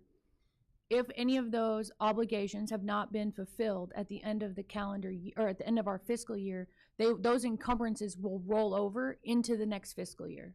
So it'll automatically create, those items will still already be budgeted because they carried over from this budget because they were already encumbered and have outstanding POs for them. So therefore, we don't have any new expenses to recognize in the budget because all of the existing expenses will have been encumbered in this fiscal year. But meanwhile, we still have the cash in the bank making interest. So the only new transactions that will occur for us in fiscal 26 will be that interest we earn on the money in the bank. So then shouldn't the balance reflect what we guess could be the money in the bank that could earn $200,000 and not zero? I get that we're planning to spend it, and it would make sense to me if the expenses would then occur in 25, 26, and then you have $200,000. But if we're thinking that we're going to have enough money in the bank to earn $200,000 of interest because of encumbered expenses, then it kind of goes back to the same thing that I was saying before about you can't earn interest on $0. Obviously, there's dollars going to be there at the end of the year to actually then produce a receipt of $200,000 in 25, 26. The expectation is all of the spending for ARPA should be completed by the end of fiscal 26. So there would be no new encumbrances or new any balances left over other than that income of the interest income. And everything will be encumbered, so there won't be new expenses.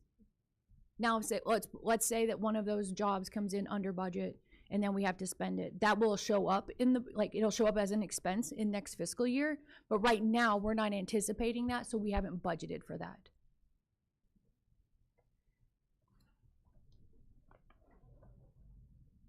Okay. Vice Mayor, do you have any other current questions currently? No, those were the two major ones. Thank you very much. Alderman O'Kane. Well, I got some just kind of general questions. What was your take as you put this budget together? Are you looking for less income or what? And expenditures, you've moved a bunch around. I'm trying to figure out what they are. Like $400,000 under the City Hall. And I assume that's for across the street, but I'm not sure. You're not going to spend $400,000 on this building, I don't think. No, that's for the you've moved under. So the money listed for the City Hall across the street was the remainder of the money we have from the casino. So the casino the casino gave us $1 million. Yeah. And we spent some of it to purchase the building this year. The budget that's there is spending the remaining of that $1 million towards the new City Hall. So that's the remainder of the $1 million is budgeted for next fiscal year. Well, I know where we got the money and everything. I just, when you only say a couple words, you don't know what it is. I show someplace here also, I don't know why I put home rule gas by it, but we had an item that went from $1,075,000 to $1,800,000, and another item. Alderman, can you tell me what page that is on by chance? Well, I'm thinking he's looking at Fund 107, and that's from the first draft when we had the. Were we just moving labor around, or? Well, we had the local motor fuel tax estimated at 1.8 million when we thought we would be going to the full amount, and then we have since adjusted that down. Okay. Knowing that we won't be increasing the fuel tax to that level. I'm sure, I mean, I know everything changes, and it's gonna change all year, but just have an idea what your thoughts were as you put your budget together. And Sure. I think, Alderman, the big thing for me were increased expenses and decreased revenues. So the big thing that hurt us bad was the insurance, that being more than $1 million more than anticipated. That was a big knock to us. Then the personal replacement tax down. They're projecting it will be down substantially from the state. Now it looked like you're lowering your expectation on just about everything as income, at least 3 to 5%. The main reductions, as Mayor stated, the main reductions are to PPRT, which the state had told us that would be reduced, and to casino revenue because we put it more in line with actuals that we've been receiving versus the initial estimates that the casino had provided prior to their opening. Those are the primary two, but the others, we base generally based on our revenues from the previous year, unless, for example, the state tells us, hey, you're going to be receiving less money, then we project it to what they believe. Now, last year they told us that some of our revenues were going to be less than they were, and thankfully they were a little bit more. But you know, as comptroller Brandon and Comptroller Massey and Comptroller Sweeten have all told us you can't budget on hope.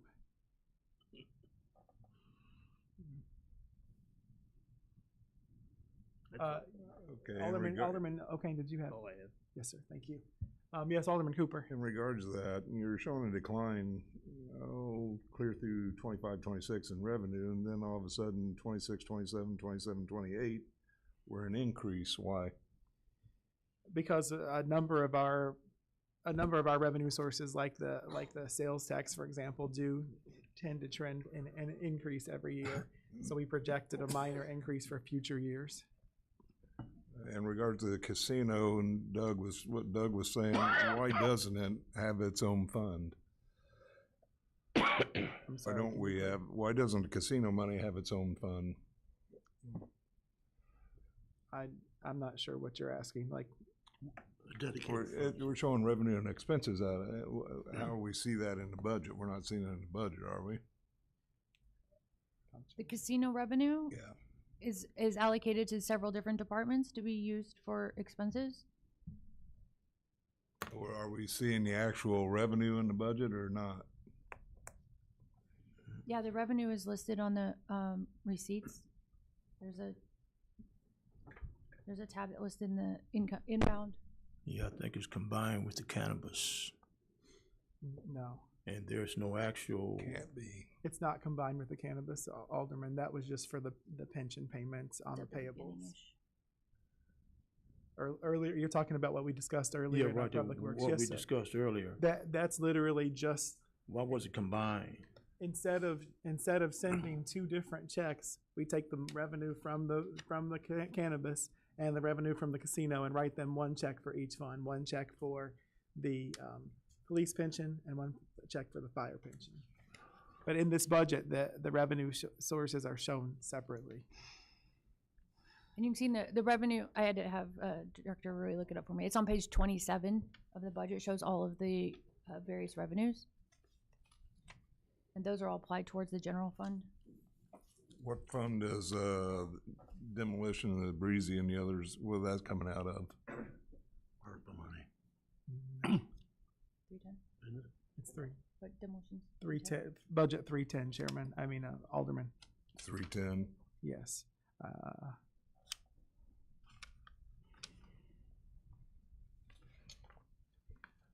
Well, this budget's gonna have to be changed anyway because of the ASVAR deal, isn't it? That's already accounted for in the budget. You've already got it in there.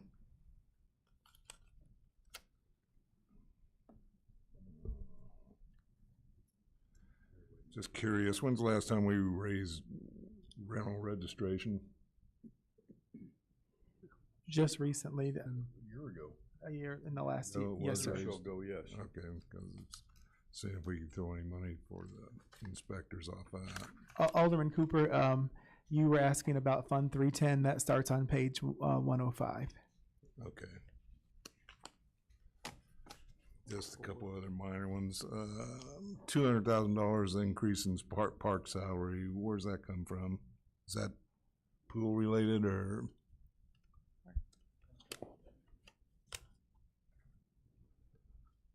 I know that I think that we nearly doubled the number of auxiliaries. I know that you and others had concerns about the grass being cut, and that was one of always an ongoing complaint from the residents. So I know that we substantially increased the number of auxiliary workers so that we could make sure that we do an even better job with the grass. In the past 3 years, it's almost been 500,000. What's that? The past 3 years, the increases in salaries in parks and public properties almost 500,000. 22, 23. We've also added the building, so that's also including our new building maintenance positions. So we have 2 building maintenance positions that have been added. That were added in the last budget. Yeah.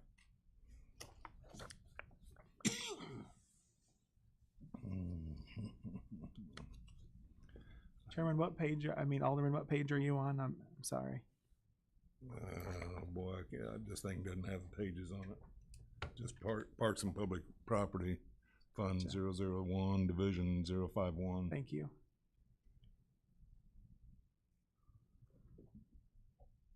Actual in 2022-23 was 680. Now we're up to over $1 million. You're showing continual increases in that department too.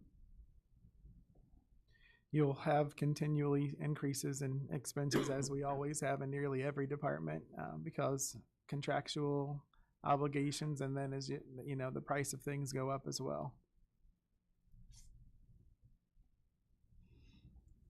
Alderman Cooper, do you have any other questions? Not right now. Yes. Is there, I know Vice Mayor has another question. Is there anyone else who has a question or a comment? Yes, Vice Mayor. So I know that we are planning to discuss a proposal or possible change to the way that we could be implementing increase on motor fuel tax. Will revision 4 of the budget reflect that? Budget draft 4 will reflect whatever seems to be, after today, whatever seems to be the most likely outcome of that discussion, yes. And when will we get draft 4? After this meeting is, we've had this discussion and I had a chance to make the revisions. Vice Mayor, within the next couple of days. It'll be available for the agenda packet. Okay. Vice Mayor, did you have any other questions at this time? No, not at this time. Okay, thank you all. At this time, I know that we've had a lot of discussion on the motor fuel tax, and the bottom line, just to give you a little bit of history, it started out as 1 cent, and then, well, actually, I'll allow our comptroller to just give you a little bit of information on that, and then I also asked Director Rui to provide a little bit of information for context in terms of costs to repair and build roads. Yeah, so in part of the research and in the minutes that were sent to me by Chairman Poor, as I was looking through them, it appears that in 2008, when we were discussing this current ordinance that we're reading, the motor fuel tax was raised from 1 cent to 5 cents, so a 400% increase. And that increase happened because at the time, the Director of Public Works was concerned with being able to maintain the roads of the city. The income at that point, the revenue from motor fuel tax was about $185,000. And it was stated that they needed $1 million to be able to take care of the roads the way they needed to.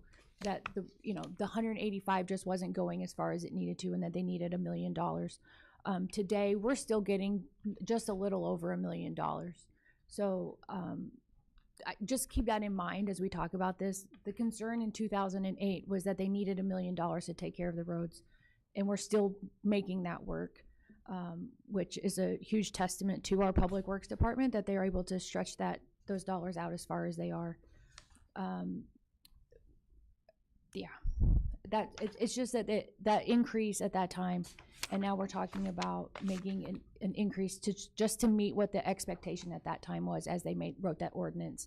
I honestly, from the administration, from me, I'm gonna speak for me personally, it's a little frustrating that we know that things are going up, we talk about things are going up, but we don't have the money to accommodate the things are going up. And there's a sense that we don't understand the blight, because we do. That's just my personal opinion. He'll give you facts. Yeah, so actually, I'm gonna just reference, so on the city website, what I'm referencing here is actually posted on the city website. So if you are on the cityofdanville.org and you go to departments and you go to, then click on community development, and then under community development, you click on engineering. This is where this sheet pops up. Sorry about this, we're sharing a charger. We're sharing a charger here. So anyway, but under that, there's a tab or a link that just says 2024 roadway improvements. So under that, earlier this year, this was provided, I believe, May 30th of 2024. by our engineering team. It discussed what the pavement treatments were for 2024, but it does go into a little bit of cost analysis for some of this stuff. So I just want to read off some of this stuff to you guys just to give better context for what things actually cost. So a rule of thumb that we've been set up with is that we are looking to, on our seal coat roads, which is a pretty good majority of our roads are seal coat. A lot of the residential roads are seal coat, or some people call it chip seal. But anyway, so we're able to do roughly with $50,000 to $58,000, we are able to do 1 mile of pavement. That number we're able to get pretty accurate. We've done this every year, and we're on a 5-year rotation on our streets. That basically, same as I discussed with vehicles, roads are the same way. If you're not keeping up with your treatments, if you're not keeping up with your maintenance, if you're not keeping up and you skip a year, or you miss a year on some roads, well, that doesn't go away. It just continually gets worse, as you go. So keeping up is very, very, very vital. So that's what seal coat is. We also do crack sealing on a lot of our main roads, mainly asphalt roads.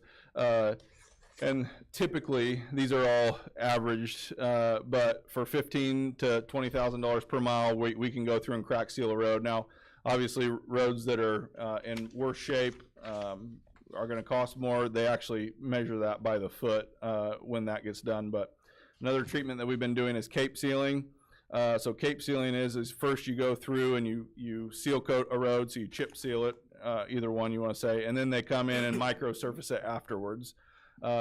Those are on road. We usually use that treatment on roads that are originally asphalt, and then we are trying to preserve those. So that's a surface treatment that seals up the cracks, keeps the water out, and also keeps the road looking nice. So you haven't just gone in and chip sealed a road that used to be a nice asphalt road, and everyone's kind of like, why are you guys doing that?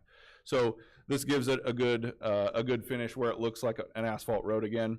That's typically $120,000 to $150,000 per mile. And this also gives lifespans for things on here, expected life or life expectancies of these treatments. Just if you wanted to look this up, it's good information. And then we do concrete patching. They give $125,000 to $250,000 per mile. The reason that ranges so much is just based on, it depends on how bad the road is that we're going through, and we're patching concrete patches. But they equate everything out to square per mile, but they have square yard patch prices here as well.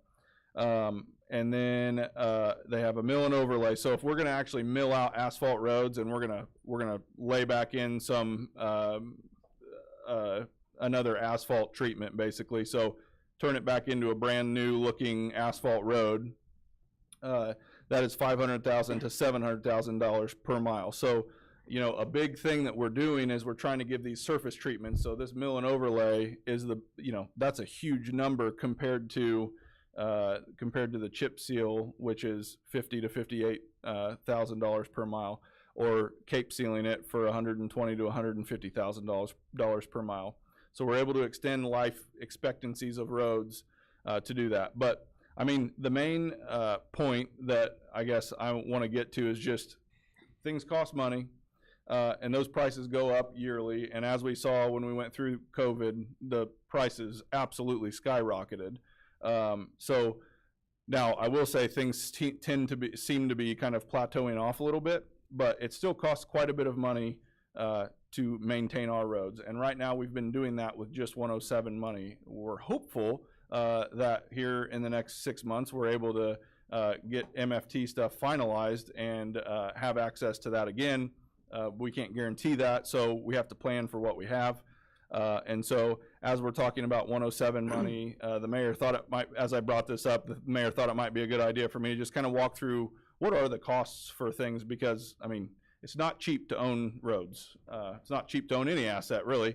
And so the main point, though, is if we're not keeping up on maintaining these properly, we end up getting to the point where we have to replace. And as you can see, replacement costs are, 4 to 5 times more at times, depending, and that's not including curb and sidewalk and that type of thing as well. So, yeah, just wanted to give a rundown there of kind of what costs are, just so we have an understanding of where things are at. Director, and when we build a completely new road, for that, like when you have to go in and just completely redo it, that's what, $2.5 million a mile? So, 3? A good example, so Vaqueta and Chandler both, oh great, I didn't write it down. I believe, so please don't quote me on this, I'm fairly confident that Engineer Childers was mentioning this on his way out, that it was $650,000 per road. That was for storm sewer repairs. So there were storm sewer inlets and grates that needed changed out. They ripped out all the curb. A big problem with both of those roads is they had bad bases. So I don't know if you guys had been down that block of Chandler. So it's from Voorhees south, that one block of Chandler. The curbs were heaved up, I mean, 1.5 feet taller higher than the road. So, I mean, it was, there was no drainage. And all that's due to bad base. So when our garbage trucks or, different vehicles are going down the road and they're going down the edge of the road, it's basically pushing, the sub base down and heaving up the curbs. So as we go through and we're doing that stuff, we also stabilized the base. So they stabilized everything in that block and then put a base course and a surface course of asphalt along with new curb. With that, also connecting all the driveways back together and pouring those into the curb. So, but that costs, so that's one block and it costs $650,000 to do. And Dave, that's the north block. Yeah. Yeah, north of Voorhees, the first block between Voorhees Oh, and yeah, it's Columbia, sorry, Columbia to Voorhees, you're right. And if you want to look what it looked like before, just go to the next block to the west, Grant Street, and it looks the same as Chandler did before it was fixed.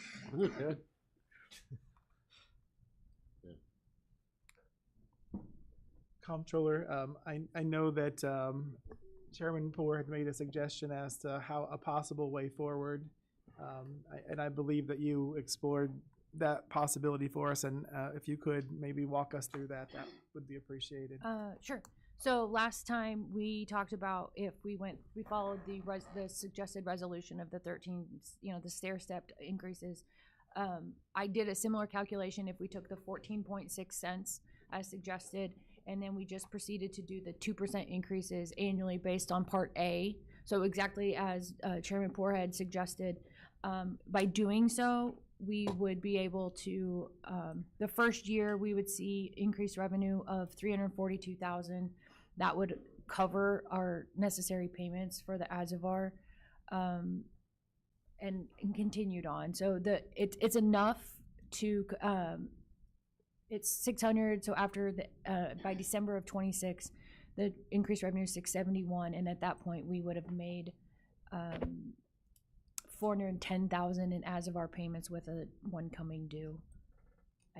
It keeps us up to date on our payments if we do it that way. So, Comptroller, what Chairman, I want to make sure that we understood. So we took that 14% amount, and what has been talked about is making sure that we clarify the ordinance, that we update the ordinance to make sure that it's clear, so that there's no part A and B that it says expressly which parts that it applies to, and that it would only be a 2% increase on that per year. Was the proposal? That's much lower than what it would be now. It's like 6 cents lower, and it would just be, and then it would just go up every year as you suggested, Chairman. So 14%. Then next year it would go up that 2%, and then the next year it would go up 2%. What Part A did was it started out at 19 cents. And in 2019, the governor doubled it to 38 cents.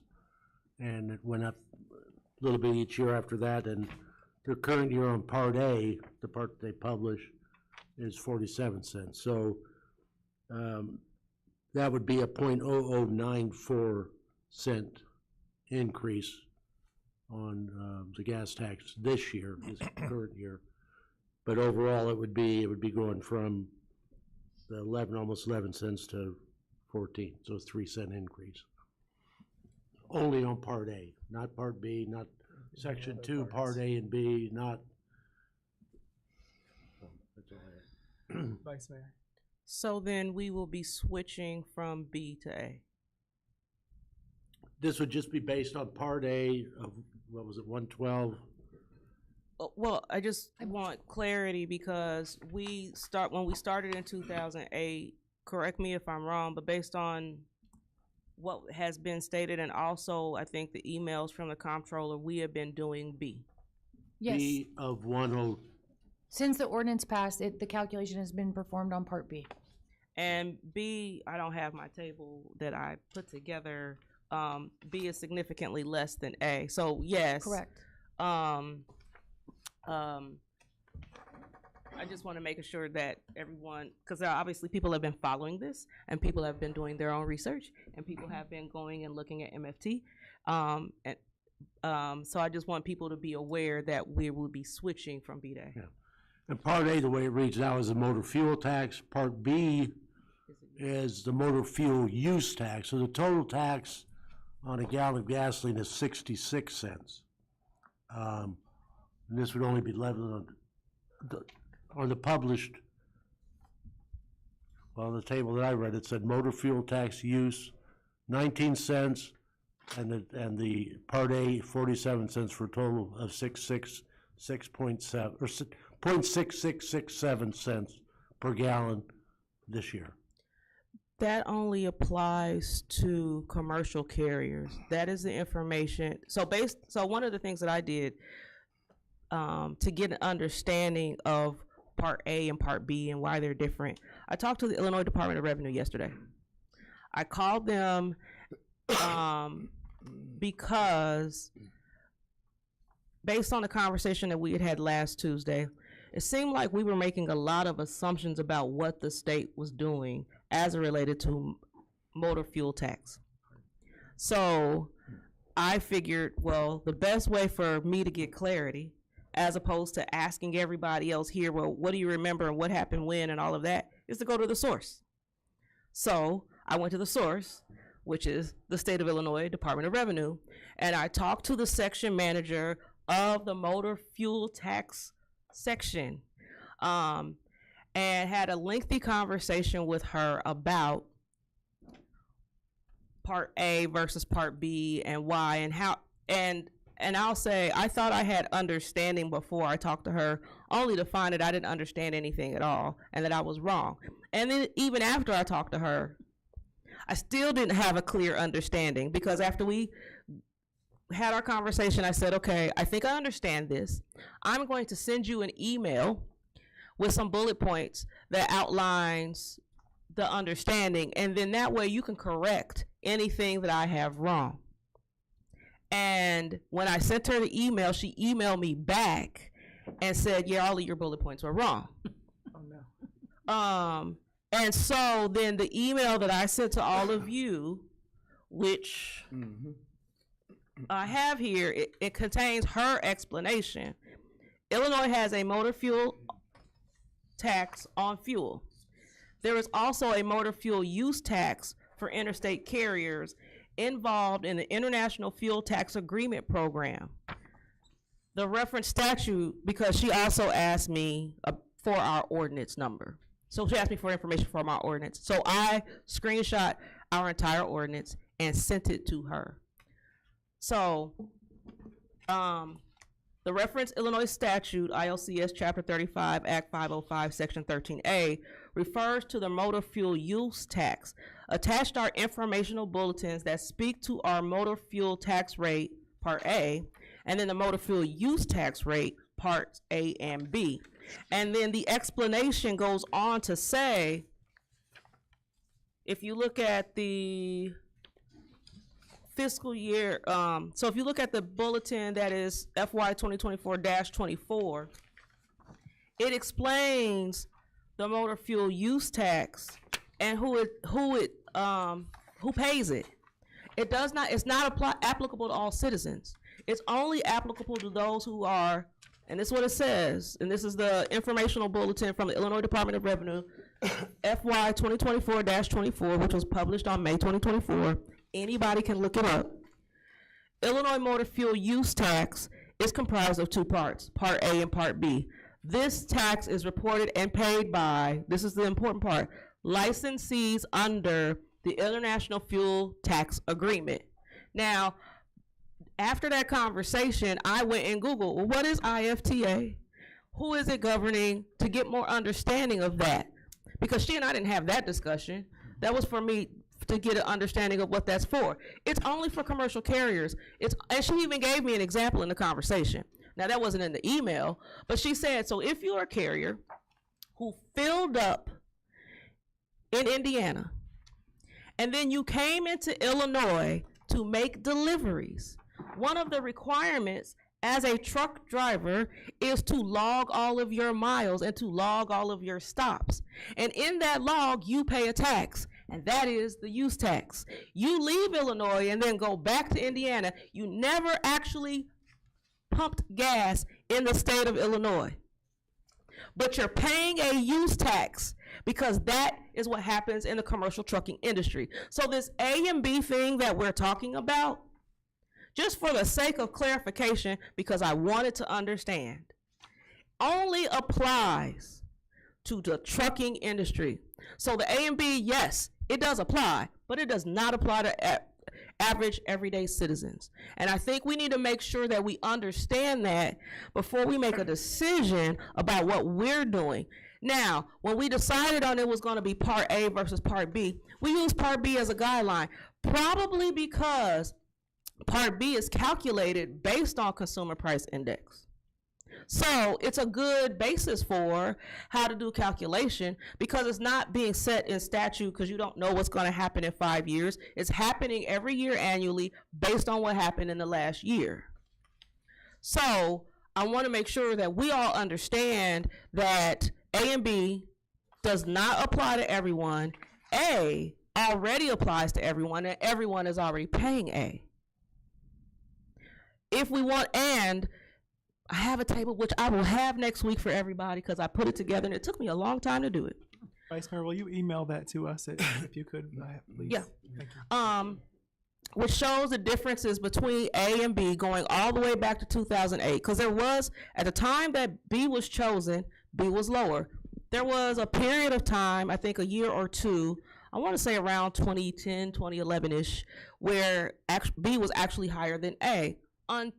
But A stayed the same. It was 19 cents for a number of years until the change to 38 cents. But B has consistently been significantly lower since then because B is calculated based on CPI. The number of gallons sold in the previous 12 months average price. Yes. Yeah, and if you, I mean, and really and truly, the Part B from 2017 through 20 was 0.1170 all the way up to 1.1960, the current Part B. But yeah, so that would have put us at 0.039 cent increase from Part B this year. But I like Chairman Poor's idea of just having a flat tax per year based on one section that is clear to us. I think that it makes it clear and transparent for the public.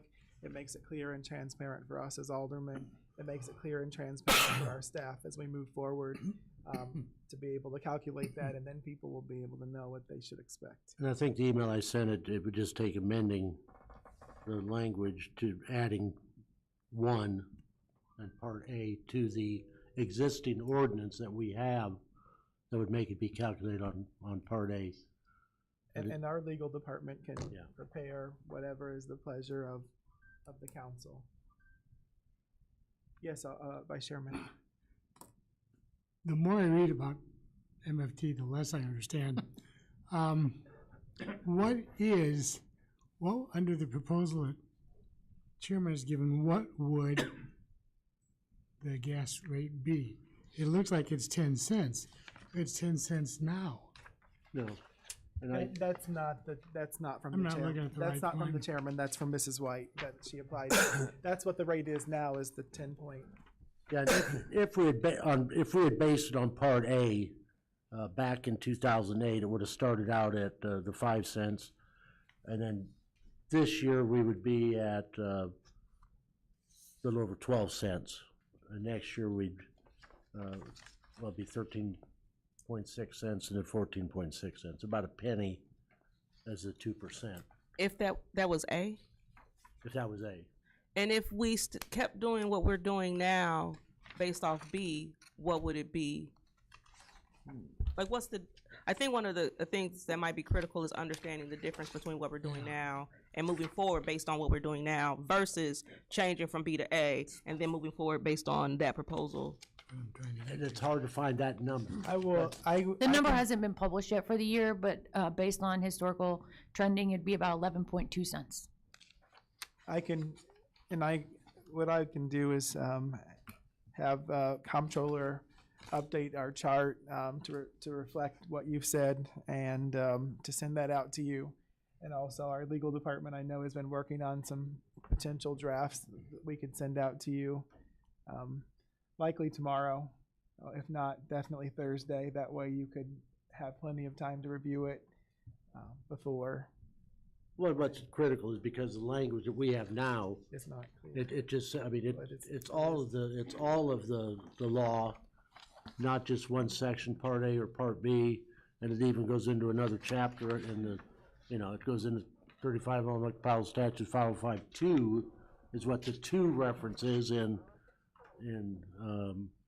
13A. In 13A. I mean, so there's all kinds of different chapters that this goes into, and just having it clarified, we're only doing this 1A, period. I'm still lost on your numbers, though. What would it be, under that plan, what would we be We'd be charging? at 14 cents. That's why he recommended the 14 cents. I emailed that out to everybody this weekend, or And, it was with this whole group of papers. okay. So we'd be at. Currently, we're if we had been doing A all along, we'd be at 0.1366 cents. So whatever the published rate is, we should be around 0.14, not 0.19. And then we'd have a 2% increase. Every year to just go 2%. So, based on whatever the rate. I mean, like I say, it started in 19, doubled in 2019 to 38 cents. Then it went up a little bit each year, 38.9, 39.9, 39.2, 42.3, 45.4, 47. So saying 2% each year, that's not what it's not what it sounds like. I mean, it sounds like we're at a 2% increase, but we're not. At 2%. You're getting 2% of what the state, 2% of what the state says. rate Right. is. So if the state says. So if the goes up state a sets, lot, like the states will be, the state will be 47 cents. Our 2% will be 0.0094 cents Well, increase. I'm still not even happy with that because the state has raised their a lot. their rates twice artificially, not by their formula, but they artificially raised it Yeah. to get more money. And Well, that was anytime the state changes something, if we don't know about it, we know about it. we need to have some kind of sunshine that we look at this thing. It's published every year, Mike. It's published. The rate's Okay, but published. we need somebody to look at it at least every couple of years to make sure that the state hasn't changed it, to change our factors. Yeah, the Department of Revenue puts out the bulletin. I mean, Multiple times a year. multiple times a year. Alderman O'Kane, what I could do is have our Corporation Council add language that says that will be reviewed annually. Well, it happened, way. yeah. We have to review it annually to publish our tax rates to the local gas stations. We send those notices in January. So it was Name who reviews it, not. Because we don't look at Yes. it. We can state that clearly. I mean, it went 0.38, 0.387, 0.392, 0.392, 0.423, 0.454, 0.470. So that's been over the last 8 years. So And just to be clear, because if you look at the back of the bulletin I've referenced before, 2024-24, if you look at the back side of the page, Part A, currently, right now, is 47 cents. So so the proposal that's on the table would be whatever if we were following A right now, it would be 2% of that. Part B is 19.6 cents. So what we have been doing is based off what Part B is right now. So there's also then a difference, and it could be put, in a table or information that's provided to us. What's the difference in revenue as relates to switching from B to A? Because obviously since A is more, then there's more revenue. However, it also means there's more per gallon being paid by the citizens. I just want to make sure that we remind everyone that the goal in 2008 was to get $1 million a year. Mr. Rui just kind of talked to you about what we can buy for that kind of money these days. In regards to what Mr. Rui said, the tax we're going to pass, the city will not realize any income off of it for, what, 3 years? That's not accurate. It'll be minimal income, but the difference is if we don't raise it, then we actually take a loss. We would have less money each year to work with. But comptroller, it would be, we'd still get basically the same revenue. We have we're basically the receiving now. same The revenue. increase we wouldn't see until the settlement to Asbar Correct. was paid. Correct. Until, well, Yeah. it'd be earlier, a little Yeah. earlier than that, but not a lot. So 15 months at least, I mean, before, Correct, but we would still have the same amount of revenue to work with as far as like working on our streets. The Reservoir is a separate Right. issue. And we've settled that. but And the increase in tax is covering the Azabar. Correct. It's not what we're receiving now, it's the increase we're instituting is going straight to Azabar. the And increase we're in going to get up to that 9 cent level here, aren't we? No. No. No? No. 3 cent increase. This would be a 3-cent increase now, and then 2% on the annual Illinois rate after that. So right now, as they said, it's less than a penny increase. We can cap that at the end of the Azabar payment, can't we? It would probably be something we should look at. You could, but I'm going to tell you, I don't think it's wise. I believe the former director of public works et al. Were right to add an ongoing formula where it increased, because here's why. As you all know, budgets can become very political and contentious, and you may not always have people who are willing to make the sacrifices or choices that they need because it's not politically expeditious to continue to pay for your roads. That's something that I learned from Comptroller Brandon, from Comptroller Massey. Is that your expenses are always going up. So if you put a sunset clause and then you get in 5 years a city council that's not willing to increase anything when that sunsets, then you're going to have the same amount of money you had 5 years ago to continue working on roads when stuff has gone up exponentially in cost. Okay, in regards to the Azavar payment, why can't it not come out of the casino revenue or cannabis revenue? We're at 80%. That's not ordinance. Here's what I will tell you, as the comptroller said multiple times, there's no such thing as magic money.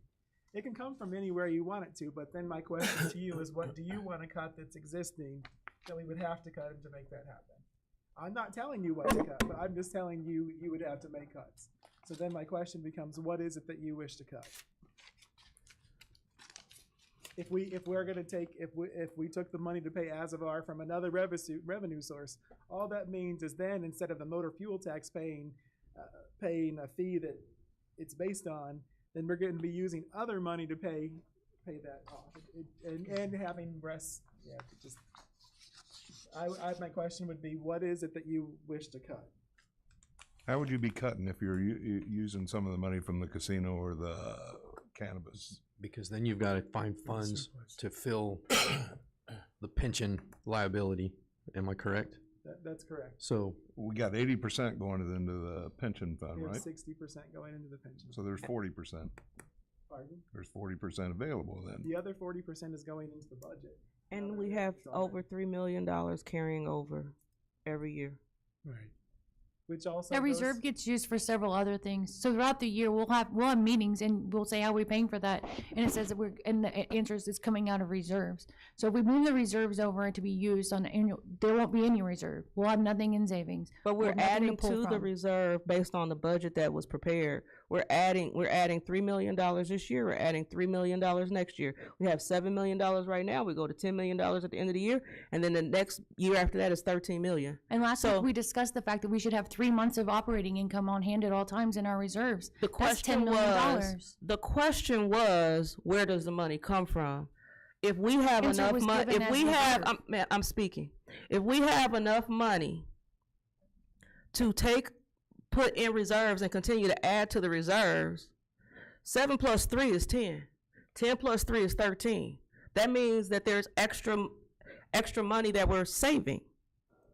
Therefore, the answer to the question on where could it come from, my response is it could come from the 3 that's in the reserve. Doesn't use up all, because there's still additional money left. Because 3 minus 1.385 is still 1.615. The bottom line is that kind of thinking gets you where we were in 2019. It's a temporary 2018. situation. That's what people always say, and I don't believe that's the case at all. If And you something don't- else is gonna if come up you- next year. Exactly, and And not we're in a only- crisis. And not only that, but again, the greatest complaints that I always get are about roads and conditions and things like that. Most of this money goes to the roads, and the reason why we've been able to do so much additional road work that people have appreciated so much is because we have this money. So, and we're already, it's not like we're where we are, where we're supposed to be. We are hundreds of millions. We are probably, if we were to take every infrastructure thing that we have need of, we're probably $500 million behind where we should be in terms of repairing roads and fixing neighborhoods and things like that. And so my question to you all would be, do we want to go back there? And do we want to kick the can down the road? And do we want to put other people in the same situation that we find ourselves in, or that we found ourselves in, where we had $300,000 in the bank account and in our reserves, and we were trying to figure out how we were going to be able to make police and fire overtime for the rest of the year? That's my question. Spending your savings is not a sound fiscal plan. It's not now. It's not now, and it never has been. I was not proposing spending all of the savings. And also, I believe this as of our settlement would be taken over 3 or 4 years. So I'm just saying it's a small piece. When you look at having $10 million in reserves, even if you took the piece of the as of our payments out of that, it's an extremely small percentage. And it was just an answer to the question as to where the money could come from. That is one of probably multiple options. It's just the easiest option that has a minimal amount of disruption, because if you're putting the money in savings, you're not actually taking it from a budgeted expenditure. Now, there are other options that could be put on the table that would require taking the money from budgeted expenditures. But this one is the least amount of disruption. The question that I was going to ask when I had my hand up was, since we're talking about the motor fuel tax, I know somebody, I don't remember who, brought up at the meeting last week, fuel usage this year or this past year versus fuel usage, I don't remember if it was 2008, it was you, okay. I think one of them was we had like over 1 million gallons, and then now we're at like 700, way considerably less, maybe a couple $100,000 less, right? When this was first talked about, 18.5 million gallons a year, which is basically 1.2 million a month. That was, so you're saying going back to 2008? That was in 2008, and Okay. based on what we have now, it's about 840. And we're not 840,000? It's about 400,000. Isn't that what I said? Did you say 18.5 to 840? No, He said it was 18.5 a year versus 840 a month. Oh, 840 a month. Yeah, it would about 1.2 million a month to 840, about 400,000. Oh, 1.2 per month. Yeah. Per month. versus 840 a month. My question is, does anybody have the data for all of the years in between 2008 and 2024 so that we can, I would love to see, now, as you all know, I'm a data person, and I used to actually analyze data. That is one of my responsibilities in corporate. To be able to compare the trend of increase versus decrease. The trending would only be really relevant if you took into account that the vehicle mileage is significantly more efficient these days. Yeah. So a car in 2008 got a lot less miles per gallon than a car today. There's also, electric vehicles, hybrid vehicles. That So we didn't fuel have then. efficiency would also lend to our decrease in usage. And then also the fact that we lost Several shipping 6,000, companies. so we lost about. So you could add the population decline in that if you wanted to. I still like to see the numbers. Thank you. The other. Well, Department of Revenue could probably provide that from just motor fuel. Yeah, I'm tax. just wondering, like, where Population, how much money do we, I don't know how that. the numbers that you had, where did they come from? That was just I'll be honest with you, I pulled those out of the minutes that I sent out to everybody from 2008 meeting when it was estimated at 18.5 million gallons a year. And then the last one that was an estimated 840,000 gallons a month. Where did the 840 come from? It was one of the emails, one of the minutes. The trending for the last 15 months of motor fuel tax revenue. So I'm just asking, do we have the data somewhere? Probably. Okay. I'd have to look for it. Okay, thank you. Again, the bottom line is that, again, I think we're mixing things together. As-of-R is one thing that's temporary. We have hundreds of millions of dollars of road work that we need to be done. So no matter how much savings we have, we're still not anywhere close to where we need to be. And so my challenge to us is to not set ourselves back, to not to put ourselves in a place where we can't continue to make the kind of progress that we have. The only reason we're making the kind of progress we have is because we've had extra money come through the general fund reserve. But even with that extra money, we are hundreds of millions of dollars behind in the infrastructure work that we need to do. So this is not about as-of-R. That is one minor portion or something that we need to consider. This is about what kind of work can we do not only now for our citizens, but what will future mayors and city councils? I won't always be here. Y'all won't always be around this table. Who are people going to do in the future? And again, like I said, I learned from my comptrollers, the cost of everything goes up. If we put a sunset clause and say, listen, we can take the money to pay as-of-R from something else. It's not about as-of-R. This is about our ability to not only maintain, but to improve our roads, which substantially improves our citizens' quality of life, which also protects their vehicles and their property. And I just want to make sure that I challenge us to stay focused on that as we move forward. Rebuttal to that, I'm sorry, that's all hunky-dory, and I wish I'd like to do a lot of repairs on my house too, and I can't afford that, but we need to find ways to save the people in this community money, and everything is going sky high. And it just seems like we keep going after them, it's gotta stop. In my opinion, I'm not supporting this, and you guys can go for it. But I think we need to find a way to save money for the people in this town. So Alderman Cooper, I've attended your ward meetings. I know because you and I have discussed this before. One of the things you've said to me is that people in your ward are sick of their property taxes. You've told me that you have friends that have moved out of Danville because of the property taxes and out of Vermilion County. What we have done is substantially lower property taxes. But we still charge $80 a month to live here if you really go after a sewer tax, a public pension fee. What else you want to throw on there? I think there's a couple more you can throw on there. So that overcomes the property tax. Those are already existing. What I would say to you is those are already existing fees. But we are lowering the property tax, which is, in terms of taxes and fees, that's the #1 complaint that I get from everyone who lives here. Especially in Ward 6 and 7, especially in the places where people have more expensive homes. That's the #1 complaint we get. It's about how expensive their taxes are. And we have substantially lowered their tax rate. So when you talk about giving to people, we actually are giving to people because their tax rate could not only stay the same, it could go higher, as evidenced by nearly all of the taxing bodies that are around us. So quite frankly, I personally believe, and I think you do too, because we've kind of talked about it in passing, is that property taxes are one of the most unfair taxes that there are. So that's fine. We could not lower the property tax rate. We could absolutely not do that, and then we could not have to raise some other fees or taxes.